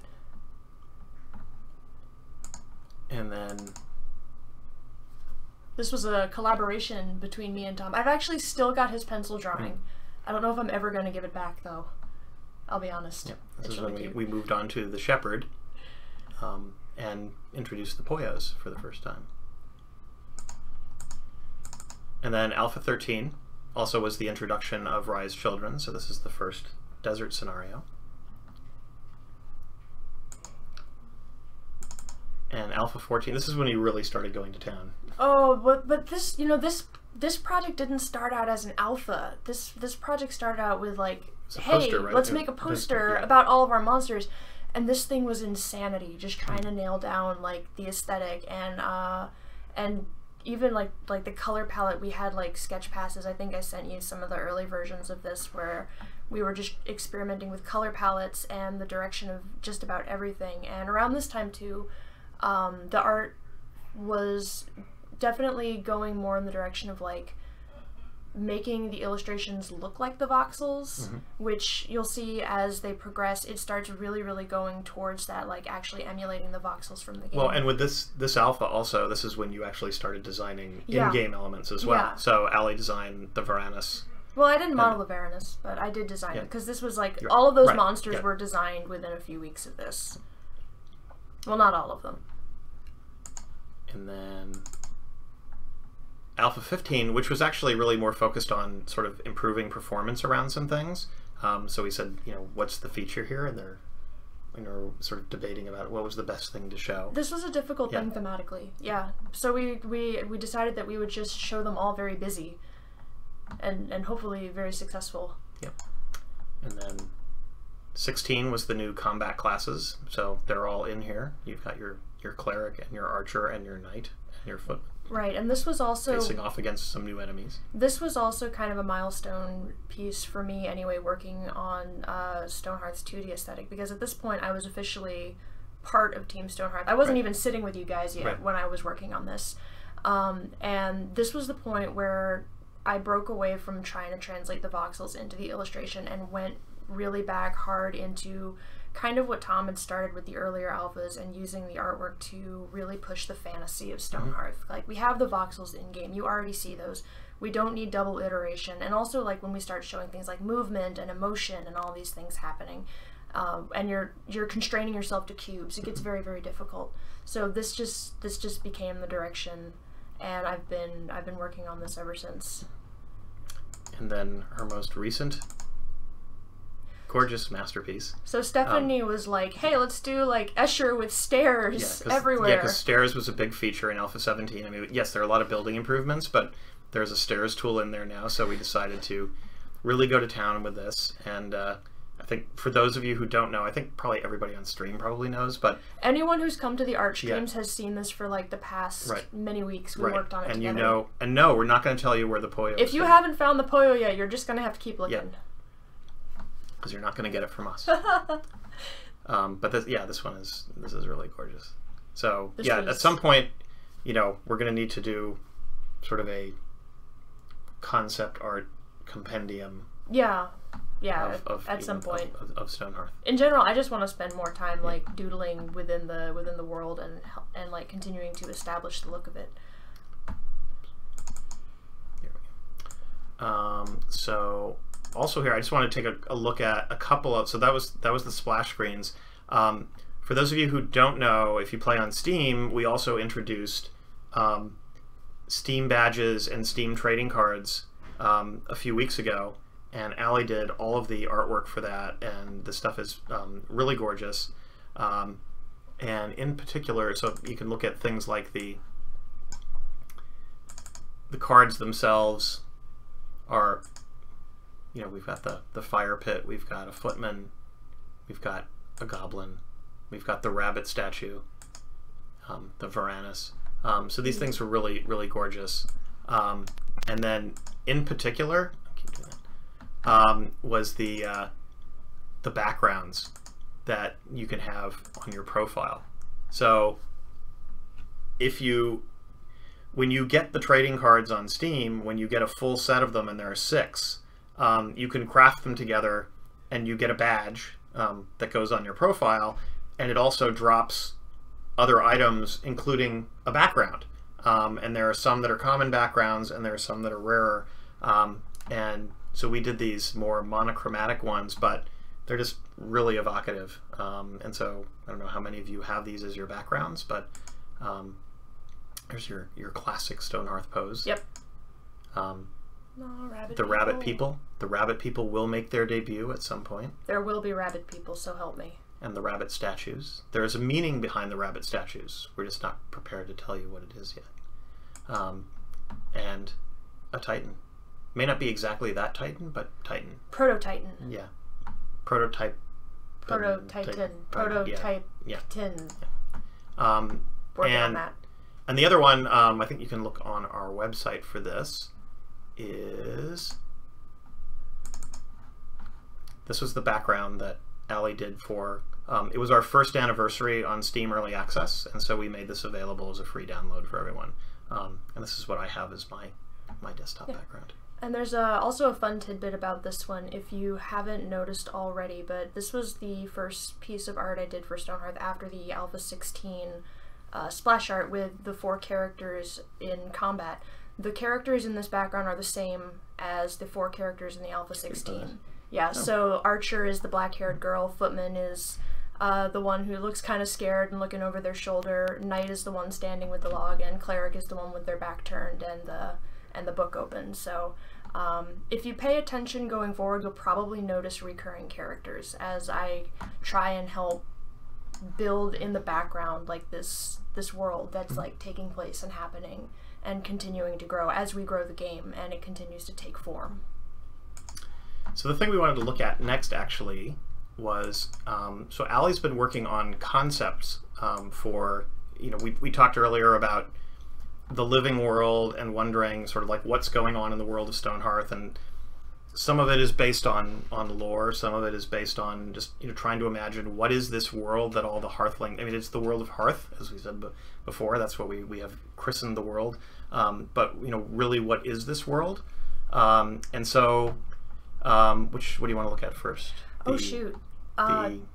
Really clouds? Any of them would be good. The clouds are probably the best place to start because that's kind of the most direct solution. So I'm currently puzzling over how to solve the look of the edge of the world in game. So right now if you scroll to the edge of your play space, it's like just this brick and it drops off into nothingness. It's a pizza box. It's a pizza box, yeah. I looked at it and originally I thought it's a game board, but now I will forever think of it as a pizza box and want pizza all the time. But so one of the things that I wanted to try and do was figure out a way to like disguise it atmospherically and maybe hide the edge under clouds. And it took actually a shockingly large amount of time to figure out what that looks like. So for a while, I was designing these things that just looked like white glaciers or white cliffs that butted up against the edge of the world before we started like really focusing on how to better like randomize the look of them and, you know, back them off in a way that like blended them into something atmospheric rather than like, because I was very inspired by like old SNES overworld maps where the borders are like cut off by clouds, and I was sitting there thinking in my head like, how do we translate that into Stonehearth? But one of the puzzles, this one in particular, one of the puzzles I kept running into is, you know, our camera is very dynamic. We're not just locked into an overview. So what does that look like when we're on the ground? And I actually spent an embarrassing amount of time trying to visualize, for anybody not in my brain, what the horizon looks like. And knowing that also at some point, and we know this is something we get asked about a lot, that at the very beginning of the game, you have an extremely large map of which you choose a relatively small section. I think it's like maybe a 10th or a 12th of the entire map that you're presented with. That's your pizza box. Yeah. And so, you know, we've debated about like how ultimately you want to be able to explore more of the world, which means ultimately being able to pass beyond the border. But from a performance standpoint and, you know, rendering standpoint and some other things, we can't just roll you right into the next map tile.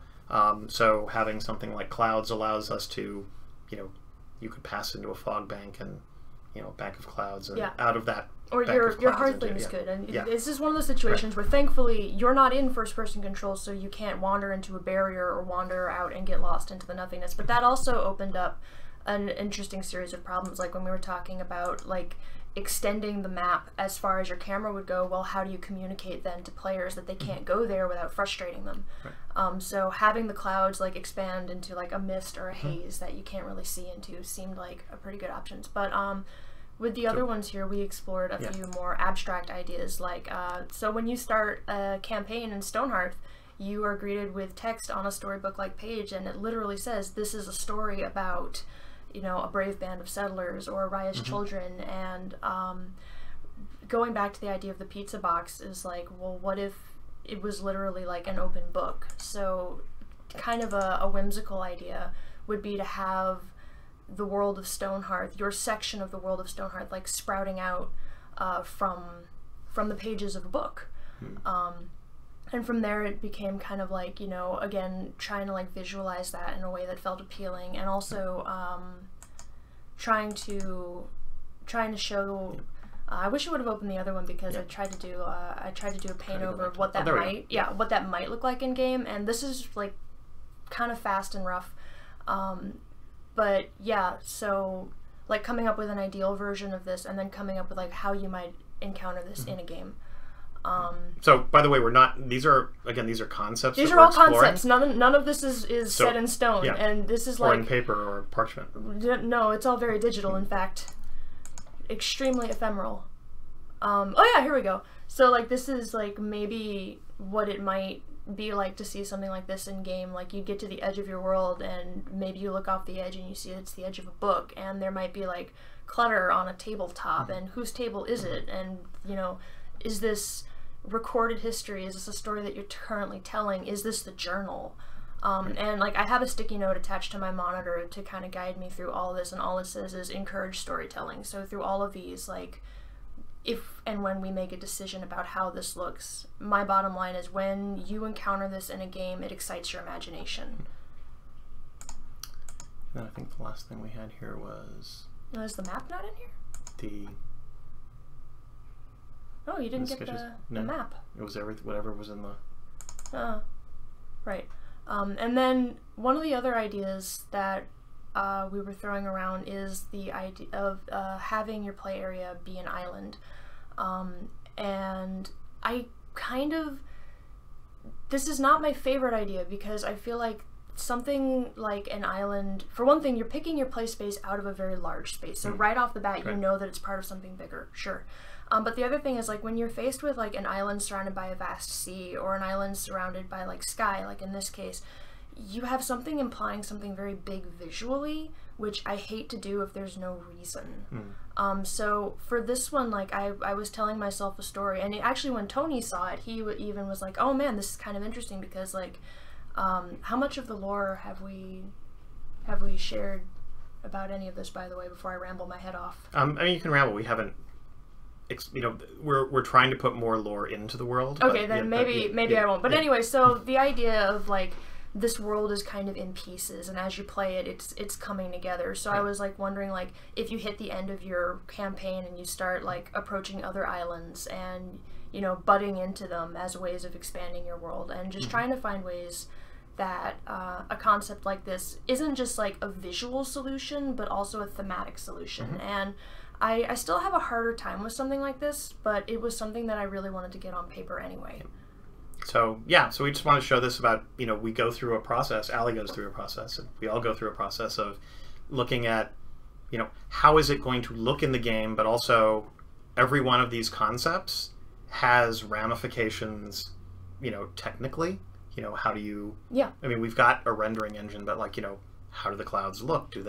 Is it static? Do they move? Each of those things has performance implications as well. How does it look? How does it behave? What does it do to, you know, we talked about the progression toward the satisfying conclusion to a single player game. That is it, these, you know, pieces of the world coming together. What does that mean? What does that allow us to do from our storytelling perspective, like what we're trying to do with the, you know, the overarching, there's a storyline that does run through this, but it's also, it's meant to be a platform for you to exercise your own creativity. So it's a way for us to explore different ways to go, and what Stephanie said at the beginning about being able to step back and think about more of the overarching themes and purpose of the game and the focus areas of the game. Working through things like this, particularly when we can visualize it, helps us to make decisions about where the game needs to go.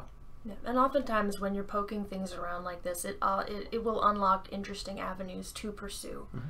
But yeah, it's never so much of a case of, it's like you have one good idea and you get it on paper, and that's the one that everyone commits to because of all of these ramifications. And always, from where I'm standing, my biggest concern is when you introduce something visually, is it asking the right questions? Is it setting the right kind of space up to experience Stonehearth? And more than anything, is it particularly Stonehearth?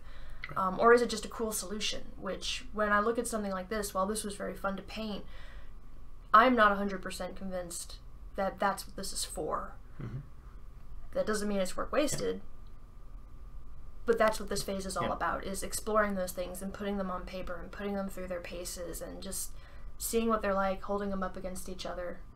Exactly. Yeah, and so those of you who, you know, who have not been watching, Allie streams typically on Wednesday mornings at 8:30 a.m. Pacific, and so if you're interested in seeing, you know, maybe we'll do some more concept art at some point. I've been hesitant to work on the concept art on the stream, I'll be honest, because it is very ephemeral, and I don't want to give people the wrong idea. But maybe. Yeah, I mean, more rather than working on it, sort of, you know, at some point, just revisit sort of collections of, here's some things we're thinking about. Yeah, but normally, we do, like, models and splash screens and things like that. Okay, so. Cool. Yeah. Thank you very much. Yeah, thank you. Okay, and now bye, everybody. We'll get Stephanie back in here, and we will wrap things up. Stephanie. So Stephanie will return. We've been going for actually, wow, a little over 2 hours here. So yeah, I think it's time to start wrapping things up. Hey. Hi. So I've been sitting here in the hot box the whole time. It's very warm. My desk is under a vent, so, you know, I have the opposite problem. So yeah, so I hope people have been having a good time watching it. Thank you for answering the questions, because we haven't looked as much. I know I figured everybody else, I see, you know, people out there answering the questions, so it's not been as critical that we be answering the questions verbally here on stream. But before we wrap things up, we thought, you know, we might say a little bit about what's coming with Alpha 18 and what we're working on now and what we're thinking about sort of in the more immediate future. Right. Well, I mean, this is clearly one of Ali's focuses in Alpha 18, which is fantastic for all of us. Going back to what we were saying earlier about, like, you know, taking a step back and trying to figure out exactly what the end looks like, what the edges look like, so that's cool. Alpha 18 is also about, well, Mally's work with the animations, and Mally's looking at also some of our animation pipelining that's super complicated, and he's looking to try to make it more sane. And we're continuing to work on building. Yes, we are continuing to work on building. So Chris is now looking at having taken care of a lot of the scaffolding stuff. And by the way, if you have, we pushed a new release to stable today. It went out on unstable yesterday and out today, and that actually takes care of some more building issues. Right. And more of your building should build. Yeah. So if you still have templates that in this new release are not building, we'd like to know about it. As always. Right. And just make sure that you're starting those buildings from scratch, because if you're trying to load up buildings that were partially built in an old save, it's still using the code from the old save to do that. But do share unbuildable templates with us. We want to know about that. And now Chris is starting to turn his attention to things like not just construction but destruction. So how do we, returning to the remove button, which we took off. It was just very problematic. We know that people really want that back, but it was kind of hit and miss as to how much came down, and some of that was related to the scaffolding, that scaffolding went up and maybe a building came down and the scaffolding didn't come down properly or whatever. So we're continuing to do work on building in Alpha 18. And another interesting thing that we're looking at is actually a project that Mally kicked off. Thus far, VFX and Stonehearth are entirely limited to lights and Cupiders, but Mally has worked at other companies and knows other things that VFX could be. So he and Linda and Chris are also going to examine some other ways of maybe making particles and billboarding and other techniques to make games sort of like sparkle and to give Stonehearth that extra finish. And of course, Yang is working on performance. She has already found some tremendously egregious bugs, like just about creating items, destroying them, why are we leaking memory, all that kind of stuff. That is incredibly hard work, and it's really hard to show, like, oh, hey, look, this is exactly what happens, but it's fabulous. Okay. So yeah, so Alpha 17 should be about building, should be about performance. 18.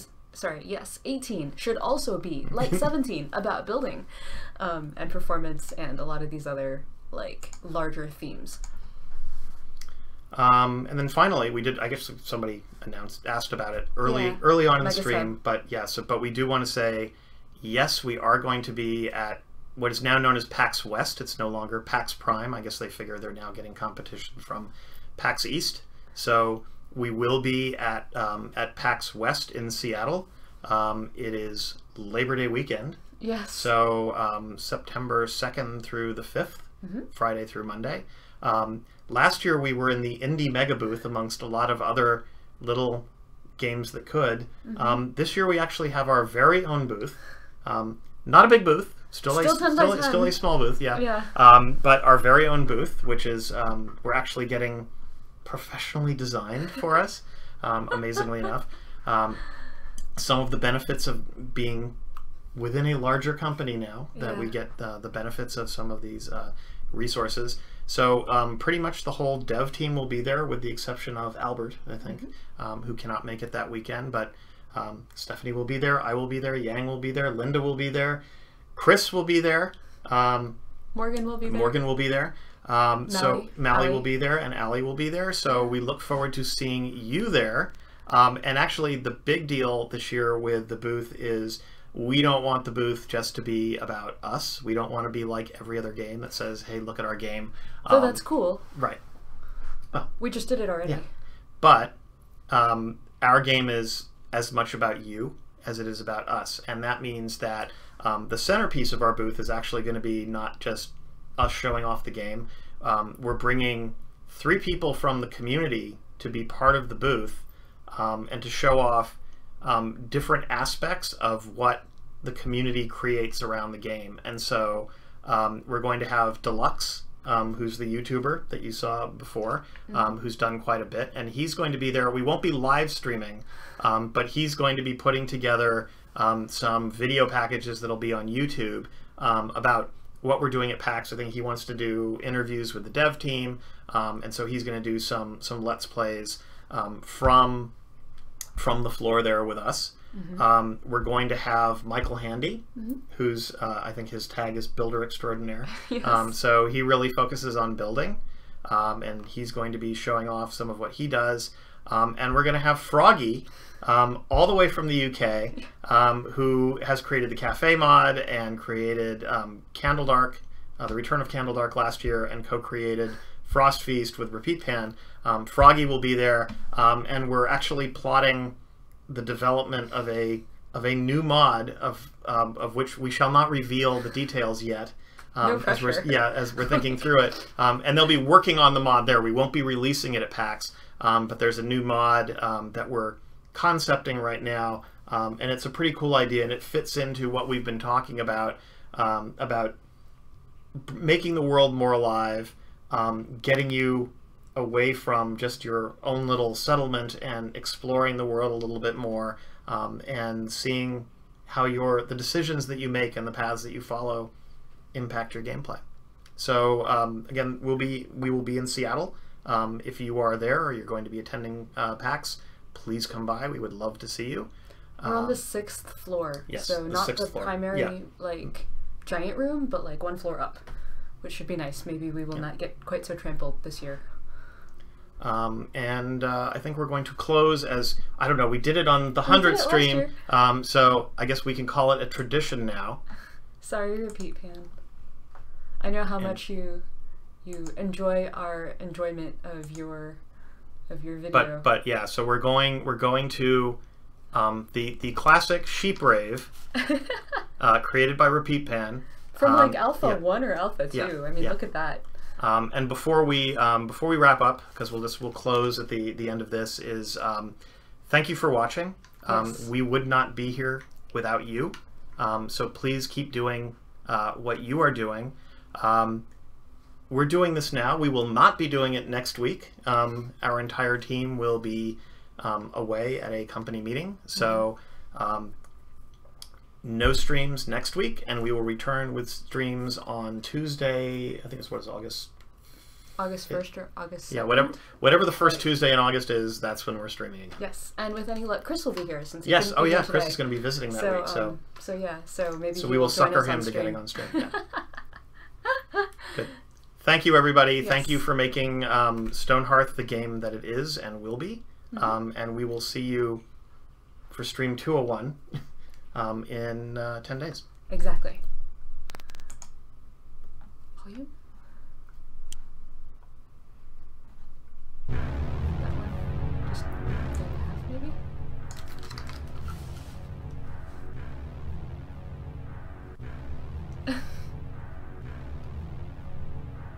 Repeat Pan, I love this video. I know, you also have like a mod manager and like many other checkers and stuff, but it's cool. It's got sheep. Dancing sheep. Yeah. Spoiler.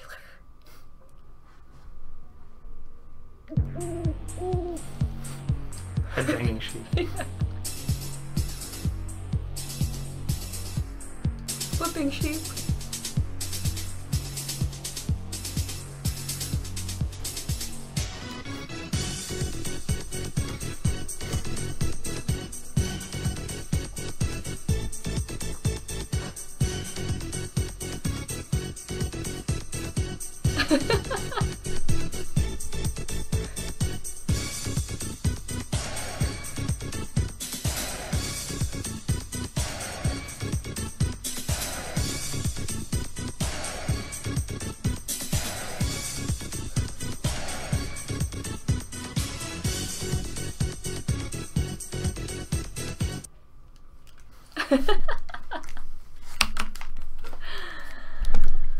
Well, we can't really top that. Yeah. So, see you guys later. Good night. Thanks for staying up. Just go here. Stonehearth main. Click here.